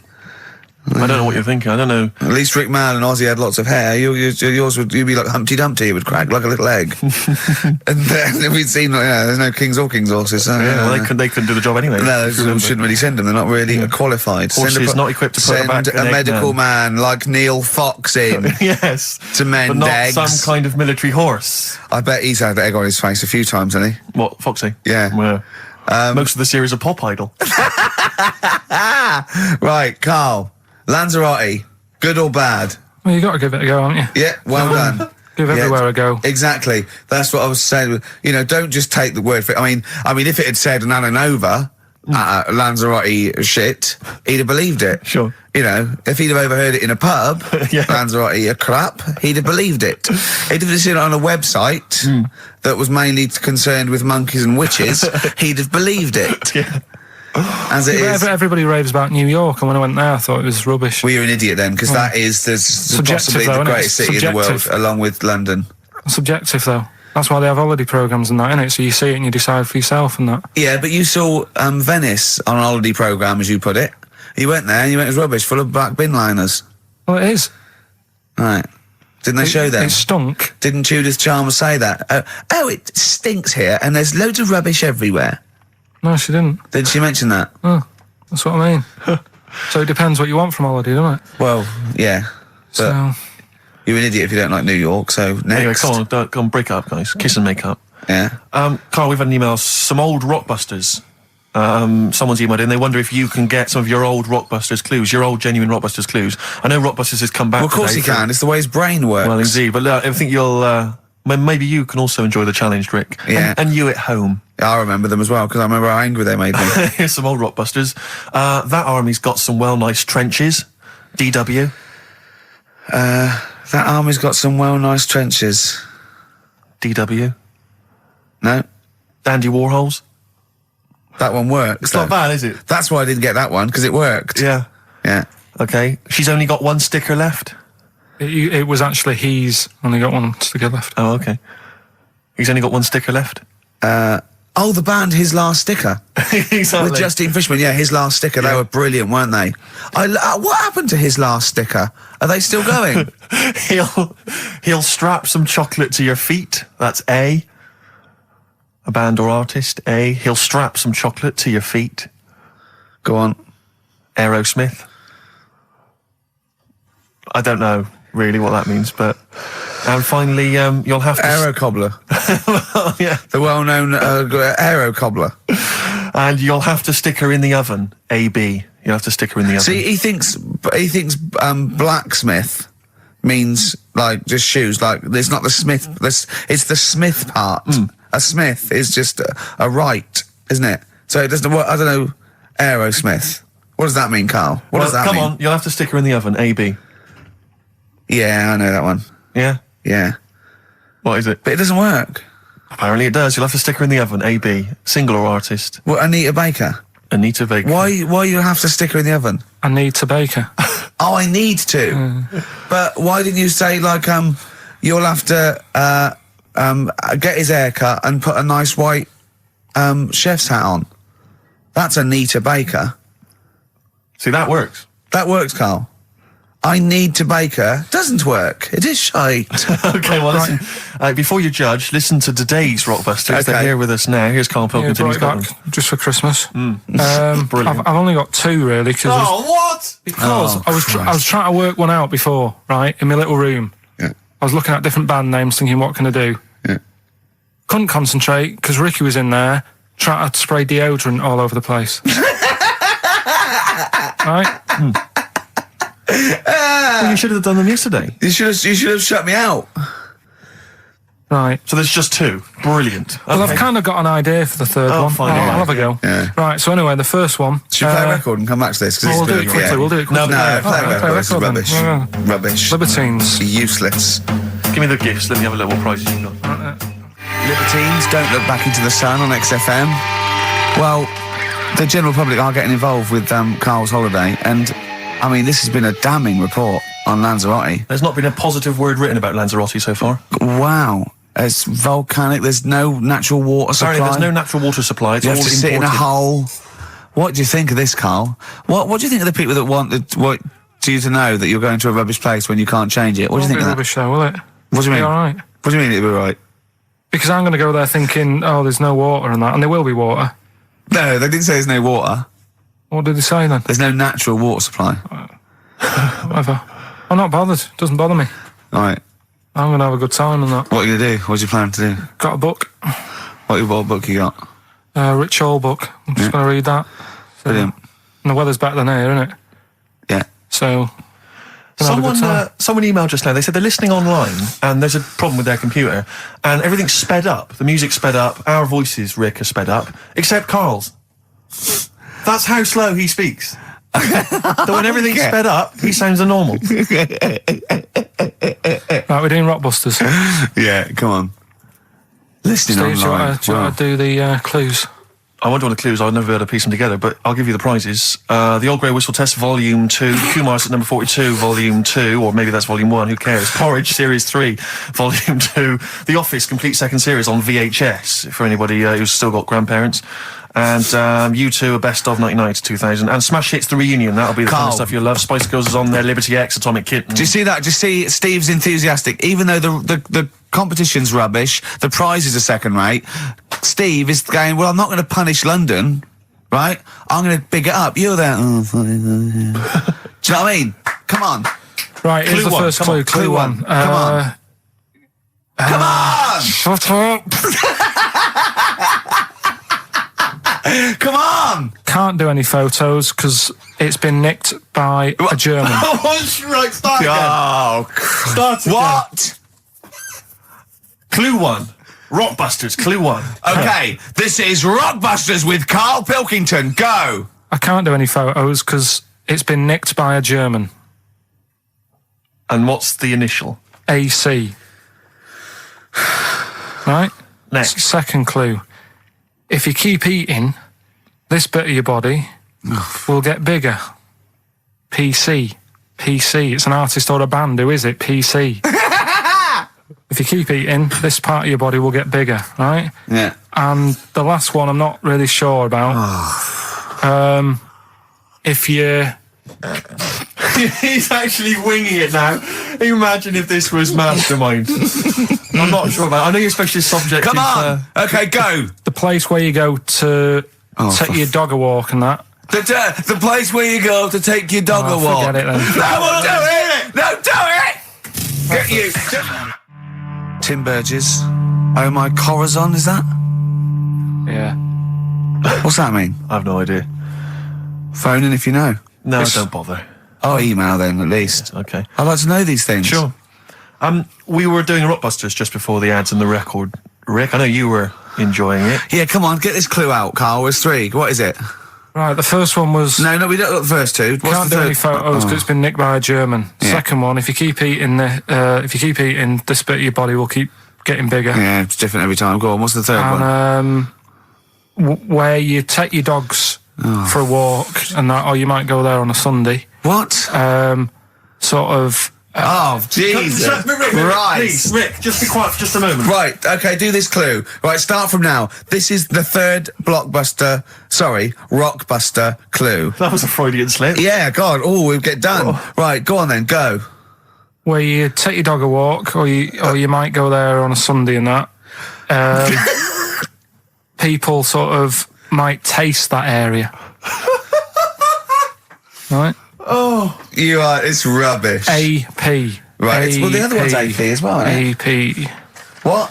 I see. AP. Ricky.Gervais at XFM.co.uk. AP. A quick reminder of them again with the initials. Quick, Oh, go. this is such The rubbish. first one, can't do any photos because it's been nicked by a German. Second one, if you keep What was the eating... initial? AC. If you Don't keep, get annoyed, that's what the game's about, the initials. Yeah, if you keep eating, this bit of your body will get bigger. That's PC, right. right? And where you take your dog maybe on a Sunday and you go for a walk there and that, have a taste of it. Different. AP, just email in and you win some stuff. Ricky.Gervais at xfm.co.uk. What rubbish. I wonder why we stopped this game. Well, I think it's probably exhausted him. He needs to go to some kind of volcanic dust island for a holiday. With no water, Yeah, exactly. just to dry out and get some new ideas. Oh, I'd love to see you sitting there on these black ash sands, just sitting there going, I'm thirsty, Suzanne. There's no natural water. I've finished my Rich Old book. I can't focus. I'm going blind. I need some water. Oh, brilliant. Oh, bless him. Anyway, happy Christmas. We said we weren't getting out, didn't we? Right, go on then. It was the premiere. Did you see the coverage? It was a premiere of Lord of the Rings Part 3. I can't be bothered. I mean, man alive, I'm sick of Lord I of the watched Rings. the first one and I was actually I've never been into all that sort of stuff. Never liked it. Gollum and Dungeons and Dragons and gatekeepers and weird magic and Harry Potter I want to punch his face in. I know what you mean. But I mean, it's sort of like, Well, Lord of the Rings, when I was at school, if you were into that sort of thing, you were a nerdlinger. They would beat you up, they'd shout heckle abuse, all that sort of thing. You know, I wasn't a fan. I actually don't know anyone who admitted they were into that I know. nonsense. It was shameful. It was embarrassing. Now, the whole world's gone crazy for it. Even the tough guys, the hard nuts, the streetwise kids, they're loving it. Can't wait for the third one. I see people raving about it. It's Jonathan Ross, all these people going, it's the best thing I've ever seen. It's 3 hours and 10 minutes of trolls and goblins and magic spells and large feet and magic rings. I'm loving all that crap. What's wrong with you people? I will smite you with my sword. It's just interminable. The orcs and the Norks. I saw some people playing this game. They had a big manual and a dice, and they're in a pub, and they're all fat with beards, right? And he threw a dice, and he looked down, he went, and he said something like, outside them, the 3 miles to Mumra. And they went, oh, well done. I know. I want to go and say, what is this game? Yeah. What? It's absolutely extraordinary. Well, they showed some coverage of the Lord of the Rings premiere on TV, and there were people dressed up as some of the characters. Yeah. There was a girl chatting saying, well, I just think Gollum's hilarious. What? People talking about telling me Gollum's hilarious in this new film. How is he funny, my precious? Oh, my precious. What's funny about this? I'm losing it. Genuinely. Is he like Yoda? I don't know what the joke is. I'm missing it all. And when the walking trees started talking, oh man, I love it. Gollum's the little one that looks a bit like Gandhi. Yeah, exactly. The computer animated Gandhi. Yeah. Yeah. Is that all right? Yeah. I think that's how he's described in the book. But this is the other thing. I say, then they go, Tolkien, J.R.R. Tolkien, he's a genius. You know, he created his own language. Whoopee! Carl comes up with a new word every week that he's made up. He's not a genius. Yeah, well, the bloke, a look of frighteningness came across his face. Frighteningness. Yeah, Carl's new word. Although, you know, Shakespeare introduced 1,200 words to the English language, apparently. Well, he was a genius. He's estimated. And I only know one of them. Yeah, what was Brilliant. it? Brilliant? Yeah. How did he come up with that? I don't know. I reckon maybe he was reading Macbeth and went, I'll tell you this is brilliant. Yeah, and his wife said, what? This is brilliant. I'll tell you this is absolutely brilliant. I don't know what you mean. Sort of. Will. Sort of better than good. Read it, see what you think. Well, it's good, yeah, but I mean... Read it again. It's getting better each time. Is it brilliant? It is brilliant. Yeah, see? Yeah. I don't know how when the audience were there on that first night. Brilliant. I know, it wasn't brilliant. It was excellent, he came up with. Well, fair enough, it's the same sort of thing. Yeah. But on the first night, when everyone was in the theatre, you know, the dregs, the Carls of the Middle Ages, they're still sat there. The Renaissance, I should say. They're all sat there watching it. They're enjoying the play. They're loving it. All the kind of people dressing up or whatever it might be. The boys playing the girls not involved. All the rest of it. They're loving it. I'm loving this. It's absolutely brilliant. He's going to kill her. Well, forsooth, it was excellent. I don't know what that means. Yeah. You've lost me. Excellent. I'm shooting off. Yeah, was it? What? It was what? Wow, you know, excellent. I don't see how you can make up words. It's like, it doesn't seem that doesn't count in poetry. Well, I suppose you have to, don't you, eventually, if you want to describe something. Why? Just use the words that exist, isn't that the rule? No, but we know that's why we borrow from other languages. There are certain phrases that can't be translated because it's that there are no words in other languages for them. I mean, I think we beat the second language by about double. What language? I think in English we have got about, I think Russian second, but I think we got twice as many words. So there are obviously things that we say that cannot really be translated. Yeah. And so, you know, ours is just great for obviously poetry and... It makes sense when you think about things like blancmange. Blancmange that would is be like good, yeah. Wobbly pudding. I know. In English. But I think if there are, I don't know how many there are, someone would know, but say there's about 100,000 possibilities, right? I think we probably know, as educated people like us, Steve, we probably have about 20,000. Sure. Right? I really don't think we need that other 80,000. No. I can't, I'm not walking around going, I don't know what they're talking about. Exactly. I'm really, what did he say? What is that? I mean, that happens possibly once or twice a year when I go, what does that mean? Yeah, yeah. Do you know what I mean? Carl, you look bored, mate. We had a real conversation I think there. he switched off when I said forsooth. Bruce Forsooth, you know him. So much better than last week. You know him, don't you, Carl? Put a song on, yeah. Yeah. Yeah, boards. Okay, there was a monkey, right? No, he's wait. It was a professor of English. No Blue Sky, The Thorns. That's beautiful, isn't it? On XFM 104.9. Carl, you're losing your rag a little bit. What's the matter? Nothing, go on. See? What's the matter? What's the matter with I've Carl? got something to cheer him up. Someone's emailed in, Emma's emailed in, she said that for those that know, those in the know, they referred to Lanzarote as Lanzagrotte. Brilliant. He's a bit fed up. He's got 2 CDs for Christmas from a company that's been with for 6 years. He's a little bit grumpy about having to answer the phones. He wouldn't go and make Steve another cup of tea immediately. Selfish. Yeah. Carl, what are you thinking? Nothing. Go on, what were you doing? Come on, Carl, you're getting paid for this. Project. Out. We'll take one of those CDs away. All right. What were we talking about? Lord of the Rings. Yeah. Sick of it, as I say. So there's some people dressed up on TV. They were dressed up as the characters. They had their sort of costumes. There was a guy I went to university with. I don't want to mention his name. Went into his room once. He's into that sort of thing. He showed me in his wardrobe. He had a full-size Star Trek outfit that his mum had made for him. His mum had made for him. But I wanted to say, well, A, you've taken this to university, but B, when are you going to wear that? Yeah. When are you ever in the mood to wear that? Well, you know, you never know when. You know, like on Apollo 13, wasn't it, when someone had measles or something? Someone else got in. Sure. So you might go, oh, I can't believe it. Can't believe it. The Enterprise, Uhuru can't make it. But it's the idea of that being, you know, I'm not one to speak, but it's that idea of that sort of being attractive to women. Because that's presumably generally when you're at university, when you're 18, 19, that's the reason you wear those kind of clothes, is to try and make a bond with someone, isn't it? Try and establish some kind of connection. Yeah. Saw a guy walking down the street the other day, must have been 18, 19, wearing on his t-shirt, it just had a picture and the words Star Wars Phantom Menace. He probably like. But it's just the idea of a girl going, yeah, well, I love that film as well. Yeah. Because it's supposed to be kind of kooky and eclectic t-shirts, aren't they, normally? They're supposed to be a bit sort of radical and a bit offbeat. My favourite, though, are, I love fat goths.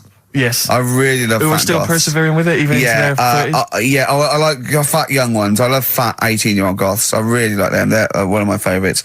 And I like 42-year-old goths who they're losing all their hair. They're just growing at the back. But I don't know what jobs they do. But their main hobby is looking like Nosferatu and wearing lots of silverware. That's one of my favourites. I think I mentioned to you before. I saw a girl on the tube. She had a bag, and she was quite gothy. She had a bag, and it sort of had like a Barbie's head, kind of sort of defaced hanging from there, and loads of badges and tassels and little motifs and odd things. And she decorated the bag, and then had sort of things like legalise cannabis and ban the bomb, and stop the war. Yeah. And I just wanted to grab her and say, "You doing much about the war, or are you working mainly on the bag?" You spent most of the year you filling in the embroidering. petitions? Are you doing the marches? Or is it largely badges. the bag you're focused on? Oh dear. I'll tell you another thing, that a fashion mistake that always offends me whenever I see it, is an Englishman of any age wearing cowboy boots. I had cowboy boots. I can't believe it. When I was 18, right, I went out and got a pair of cowboy boots. The cheapest. I mean, they were the only ones I could afford. Awful. Why? I mean, was that 'cause they were like clogs that came up to the knee. They were so uncomfortable. And why did you get them? Who was wearing them at the time that you thought they were cool? Clint Eastwood. Right. Okay. And I had cowboy boots. I put segs in them. What segs? Which the little things you nail into the bottom. So they sort of clip clop as you walk along. Right. So I'm about 18, right?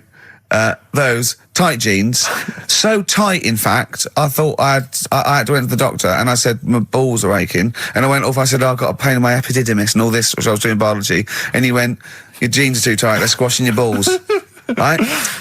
So I had cowboy boots, right, and pale ones, not even sort of like finished properly, sort of like just the raw sort of leather, cheap wooden bits at the bottom, segs, really tight Levi's, and a red sweatshirt with bullshit on it. That was a present. Just embroidered on. I looked pretty hot, baby. Oh yeah.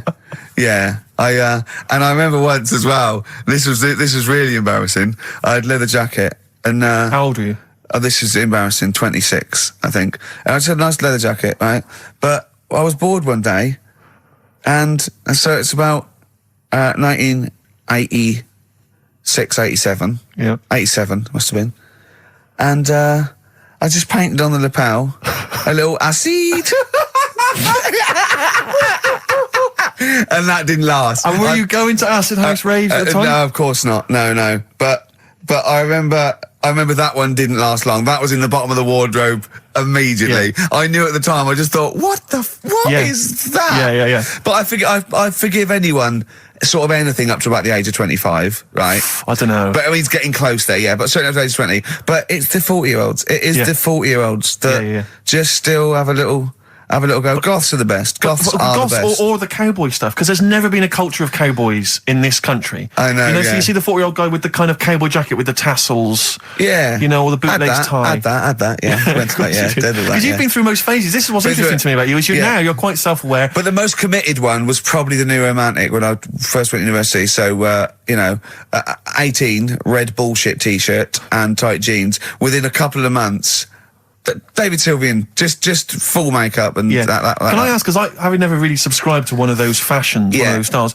with something like New Romantic, which you've got to be quite committed, do you ease into that slowly, start wearing a bit of nail polish, maybe an earring, and then you work your way in, or you went whole hog? No, I remember the first time I did it, was the sort of like the first disco in my first year. Just borrowed someone's makeup, put it on, stopped at the chin, hadn't quite got the so I looked like a mannequin, right? And then I sort of got better at it, I suppose. Right, wanted to look like David Sylvian. That was the idea, and then it sort of. And so you had to literally go out and sort of start again with your wardrobe, presumably. The cowboy boots went out, the tight jeans. You had to literally go to a shop and buy an outfit, a New Romantic outfit. No, it was okay because in those days it was a suit. So there was New Romantic. You wore the suit. I didn't wear all the sort of like pirate gear and pixie boots. I sort of wore the suit and luckily before I went away I'd bought a suit from my mum's catalogue, which was one of those woolen ones that went bobbly. So not quite David Sylvian, but at least I was having a go. Yeah. Well, respect. Have you ever subscribed to any of those fashions, Carl? Nah, just going for the gay look now. He wears Ben Sherman's and he shaves his head. I remember wanting some Dr. Martens. Yeah. And my mum worked at a college in a canteen, and she knew I wanted some, but she got some. There was an old woman who worked in the canteen, who said she had some, and it turned out to be like little granny boots. And I ended up having them for a bit. With a little zip up the front. Yeah. Nice. Oh, brilliant. Did you wear them? For a bit. Yeah. Well, you might as well. Want not. Waste not, want not. Play a record. Have some ads. All right. White Stripes. The hardest button to button. Steve, I've got to find out the answer. It's been driving me mad. How many words are there in the English language? Does anyone know? Define your terms. By English language, you mean English words. Yeah, I don't mean how many words are there in a dictionary with all slang, different how many English words are there that you say were English words? You know, not. But there are so many of them which are but not derived from- phrases, not slang necessarily. Not. But what about English words which are derived from French, Celtic, all the rest of it? Well, like, cliches, okay, but they have other languages in them. But how many different English characters are there? Right. Because There was Words, some not news. characters. There was some news a few weeks ago about a fella who could, if you said a word to him, right, he'd say, "Yeah, that's on page 36 of the dictionary," right? And they said he remembered 80,000 words, right? So that's in a little dictionary. They said it's 80,000 words. Mm-hmm. Right, so does that clear that up? well, I thought there was about 100,000, right, English words in use, not counting all the other little bits and pieces, phrases, slang. Like, I think I is in there now. Ali G, popular. Now, I don't know whether I should count that or not. Well, if you're one of our listeners, perhaps if you know somebody who finished school, you could maybe pop next door, get them, ask them, and then email in the answer, ricky.gervais@xfm.co.uk if you've got an answer for that. Talking of email correspondence, Rockbusters. Rick is underway. People Have we are got monkey news? Absolutely loving that. Let's see if we can cram it in. Have we got a film? Yeah. We should do that then. Well, Let's hang on, finish do one thing and move Rockbusters. on. Jesus, calm down. All right, Rockbusters. Let's get this third one out of the way because it's tricky. When you say tricky, It's tricky to say. the initials were AP. It was when you take your dog out on that, or maybe on a Sunday. Come on, let him let's finish. taste it. Rick, let him finish. you take your dog there.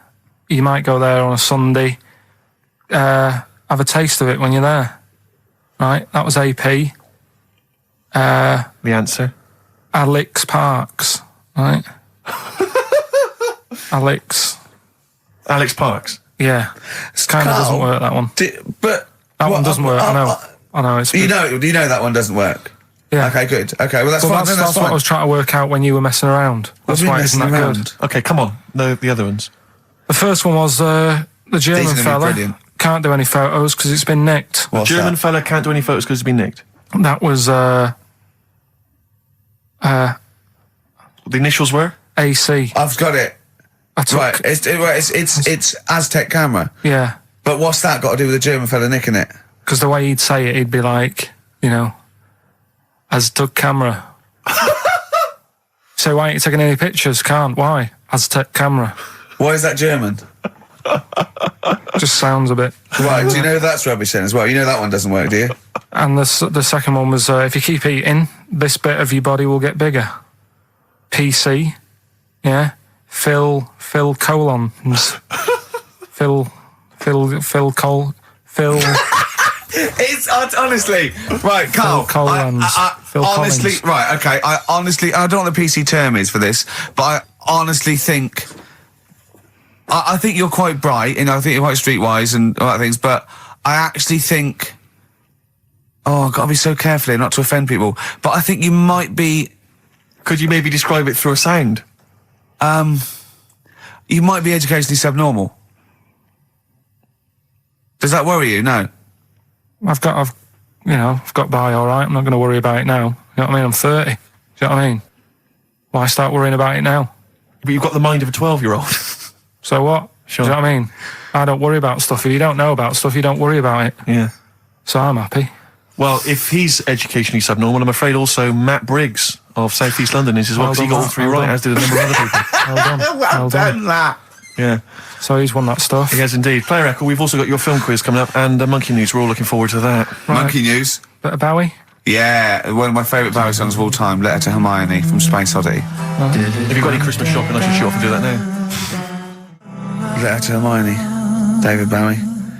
Well, we've had the most convincing answer, that it's about 290,000 actual words, but possibly 3 million in our vocabulary, using all jargon and scientific stuff and all that. Sure. 290,000. Still a lot, isn't it? It is a lot. We know so little, don't we? Apparently the average person has about 20,000 words in their is it? vocabulary Right. and uses maybe 2,000 a week. Really? Yeah. Carl, obviously, slightly bringing that average down. Carl, look at that. Single figures. Doesn't matter, get by. Why have you got to use longer words messing about and that? Told you. That word about old, anti-dipuian or something. Just say old. That's a bit old, isn't it? That's a bit anti-dipuian and that. What's the point? Yeah. Get to the point. Sure. Busy. Right, okay. Are you in a film this week, Carl? We're doing that now. Yeah, go on. Get it over with. Hang on a minute then. Get it over with. Let's get this show over with. We can go home. You can go off to Lanzarote and sit on some ash. Some charcoal. He's not happy about that. That's annoyed him. The listeners have all ganged up on him. Yeah. XFM giving him 2 CDs. We've had more calls for his resignation this week than ever before. What do you think of that, Carl? What do you mean? There's another reason. Do you know what I mean, though? Because he's grumpy. He's not just giving it. He goes, well, I can't help it, can I? I don't want it. You're being paid well to do a job. People have tuned in to be entertained, to have good songs. Me and Steve are working I'm pressing here. the buttons. I'm paid to press the buttons. That's what I'm doing. Has every CD started on time? Then Yeah. why would they give you Monday off if you just paid to press the buttons? Don't get every other Monday off, do I? So have you stopped doing that now, have you? Well, yeah. Why? Because there's work to do in that. I'm not moaning about it. Let's get on with it. Right, Scrooge, right, is the film that I'm in. Thought I'd do a Christmassy one. Okay. Right? Yeah. So get people in the Christmas mood and that. Yeah, you have. Yeah, you have got people in the Christmas mood. You're like Santa visiting them. So It's you in the film Scrooge. Yeah, Which yes. version of Scrooge? the old one. Is it? If it's just you moaning with bells, I'll be annoyed. Right, go That on is then. essentially Scrooge. yeah. Right, Scrooge, listen to this, and then there's some question at the end, All right. and you can win some stuff and that. Yeah. All right. Yeah.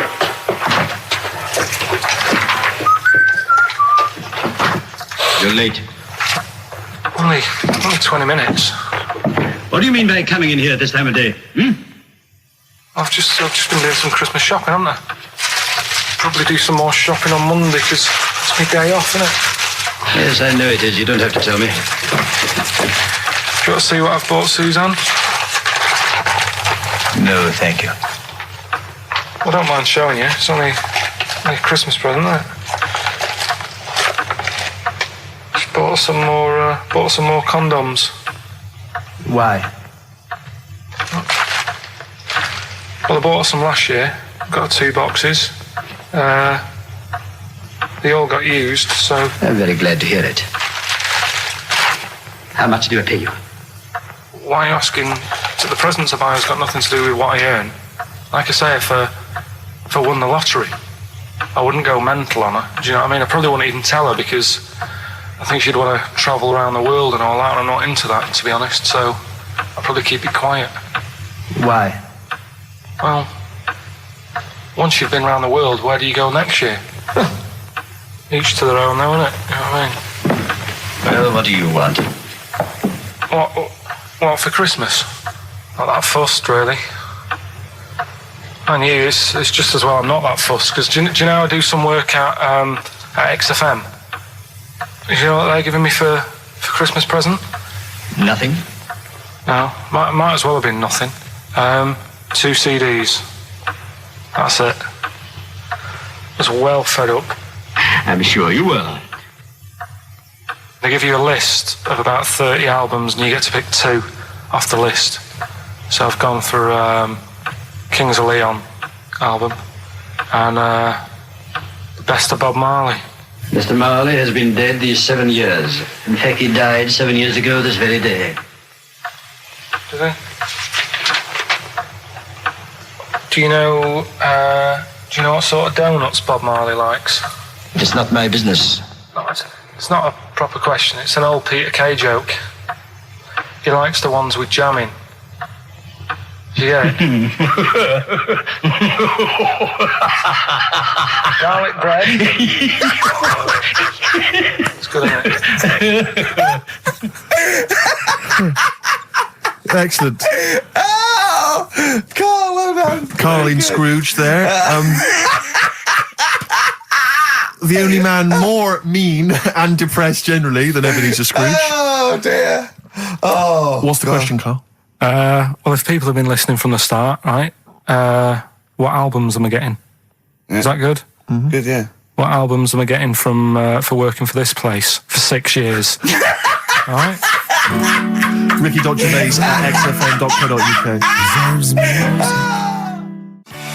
Michael Franti and Spearhead, Everyone Deserves Music on XFM 104.9, giving away some prizes for That's the film. what the bosses say. Everyone deserves music at XFM. Absolutely. Choose 2 CDs. Yeah. Whatever you want. Well, the 2 that Carl's chosen are, of course, Kings of Leon's album and The Best of Bob Marley. And Paul from Basildon in Essex, we're going to give you the 25th Hour on DVD, Dr. That's a Terrible's good Face film. Are Horrible, Lord of the Rings, The Fast Show Farewell Tour, and the complete second series of The Office. That's still available in the shops. Was that on DVD? That's on DVD. That's good, yeah. Plus, I think there's probably a best air guitar album in the world ever as well, which we can throw in. I know that'd be a big treat. No DVD of animals selling out fast. I couldn't get one myself. So what about some adverts? XFM. Snow Patrol and Run on XFM. Wow, nearly your last show, Carl, for about 3 weeks. Yeah. Carl's off to Lanzarote. Next week we're doing it with Ian Canfield next Saturday. Then we're off because it's day after Boxing Day, isn't it? Or 20, yeah. And then we're back on the 3rd, I think, aren't we, all together? Yeah. Yeah? Yeah. Yeah, what have you got? I think we should have done something like some roundups, like Cheeky Freak of the Week. We could have done Cheeky Freak of the Year. What's your Freak of the Year, Carl, if I put it to you? What, out of all the ones that I found out about? Yeah, all the ones that have ever been, yeah. Well, no, you have the Elephant Man in there that you found out about at the end of the 19th century. Go on. Watched The Elephant Man again last week. Good. Yeah, loved it. Probably that one, the kid who was like 7, but aged to about 38. That was pretty weird. That amazed me. That sort of blew my mind. No, it was worse than that. She was about 90 or so, wasn't she? She is now. But back then... a couple of months ago she was 38, Yeah. but because of the aging... She's sort of aged fast and that. Yeah. It's really... This is the one that you think should be allowed to get fags and beer and an off-licence because she's got the body of a 90-year-old. Well, yeah, it's only fair, isn't it? Let her have a decent life. Even though she's 6.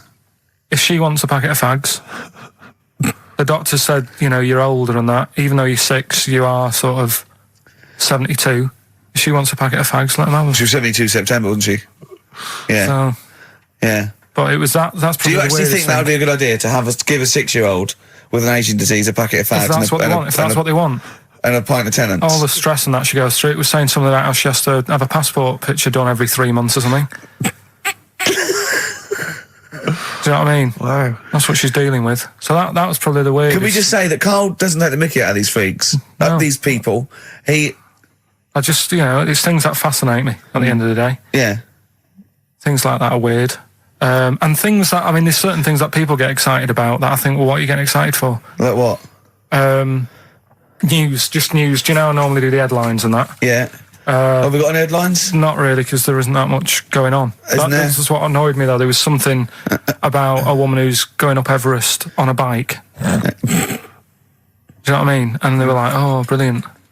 But I don't think that's that good. When someone's done it walking... Where would the woman who complained about you come in the years chart? That's that's the woman with the enormous head. Lest we forget. She took offence to some of the comments you made on the show, and rightly so. I can understand. I was out of order, and so I'm sorry about that. Yeah, well, I'll just explain again that Carl. It's the freak of the week is sort of like more of a punchy catchphrase than a derogatory term. And Carl's fascination and childlike. I think we'd have to include Carl in the roundup. Yeah. It'd certainly be in the top 10. I think the fact that she didn't sort of pursue any official complaints means that, she's a bigger person than you, Carl. Yeah, really, because, Certainly, Well, so... headways. She is. Carl, you're going to do some news stories, I think. Well, like I said, there hasn't been that much going on. There's a story about a fella who hasn't eaten for 70 years. Right. He hasn't eaten. Is that all that's all the information you're going to give us? Yeah, hasn't eaten for 70 years. Hasn't had a drink, but he's all right. That's rubbish then. Next. It's not rubbish. Yeah, it is, yeah. Next. Well, what is it? How is that? How is a man not eaten or drunk for 70 years? It's that thing, isn't it? Your belly gets used to it or something. Steve, has he misinterpreted it or is it rubbish? Well, it does. To be honest with you, it doesn't actually offer any explanation. It just says that that's what happened. Right, so that's rubbish. It doesn't go on to Next. anything else. A woman's had 6 organs transplanted. Woman needed a new kidney, a new heart, a new stomach, a new liver, new kidney, intestine. Does that mean that she's the same woman? I know. You'd just say forget it, wouldn't you? Yeah. Wouldn't you though? Well, not really. The organ is just a lump of tissue. If you're that knackered, call it a day. Don't waste time with that. Yeah, And good advice. There's a woman who hasn't slept for 8 years as well. Well, that's impossible. Again, you want to see that, Steve? Yeah. That's the news for the week. Yeah, all rubbish. Turn off now. Next.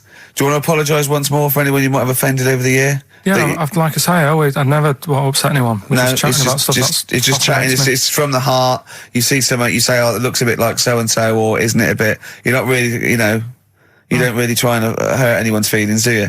But I think most people know that. And I've got to apologise for laughing at anything you say. I actually can't help it. Again, it's not vindictive, but when Carl comes out with some of the things he says, it's impossible for me not to laugh or react. So have a Merry Christmas, everyone. Well, before that, Rick, is there some final for the year monkey news? Tell you what, let's play a good song. Okay. Right, we'll have a bit of monkey news, and then that's it. A bit of Amy Mann, then. Perfect. Yep. Brilliant, this one. No Choice in the Matter by Amy Mann on XFM 104.9. Well, now it's monkey news. Well, before monkey news, Rick, can I just mention to people, if they enjoyed that version of Free Love Freeway that we played earlier on the show, the kind of alt country version. Yeah. That was by Ben O'Sullivan, and hopefully if you check out his website, if you're interested, you probably can download something, or maybe he'll tell you when he's going to release it. That's benosullivan.com, one word, benosullivan.com. Good luck to Ben, Happy New Christmas to him, and New Year, best of. Rearrange these words into a well-known phrase of the time of year. Yeah. Initials MC. Okay, Okay. Play the jingle. Oh, what is it? Chimpanzee that. Oh yeah, chimpanzee that. Monkey news. Right, well, the last one of the year. It's not that good, but this is all that's been going on all week. Yeah. Little monkey. What happened is, it's this plane, right? Aeroflot, I think it is, Russian airline. Having a good flight. Everything's going normal and that. This is gonna be libelous. The pilot. Sorry, I mustn't interrupt my side. How tall was the pilot on this flight? Okay, listen, we've had a few complaints, people saying don't interrupt monkey news. Okay. Don't interrupt monkey I news won't then. halfway through. It's like the weather girl complaining whilst Trevor McDonald's doing... Okay, all right. Go on then. All right, so the flight's going well. Food's been served and all the rest of it. Anyway, someone gets upset about not having many nuts. Right, they've not got enough nuts. They hand the nuts out and that. One of the sort of passengers is going mental. Because What's he saying? He's just What going language mad. is he talking? Is he Russian or English? So anyway, there's a bit of a fight going on. Fight starts happening. People are going, "What's up with that little fella?" Right? The little hairy bloke. So they sort of drag him. What's wrong with Bob Hoskins? And why is he screaming? Why isn't he talking in his usual Cockney accent? Why is Bob Hoskins screaming and grabbing at nuts?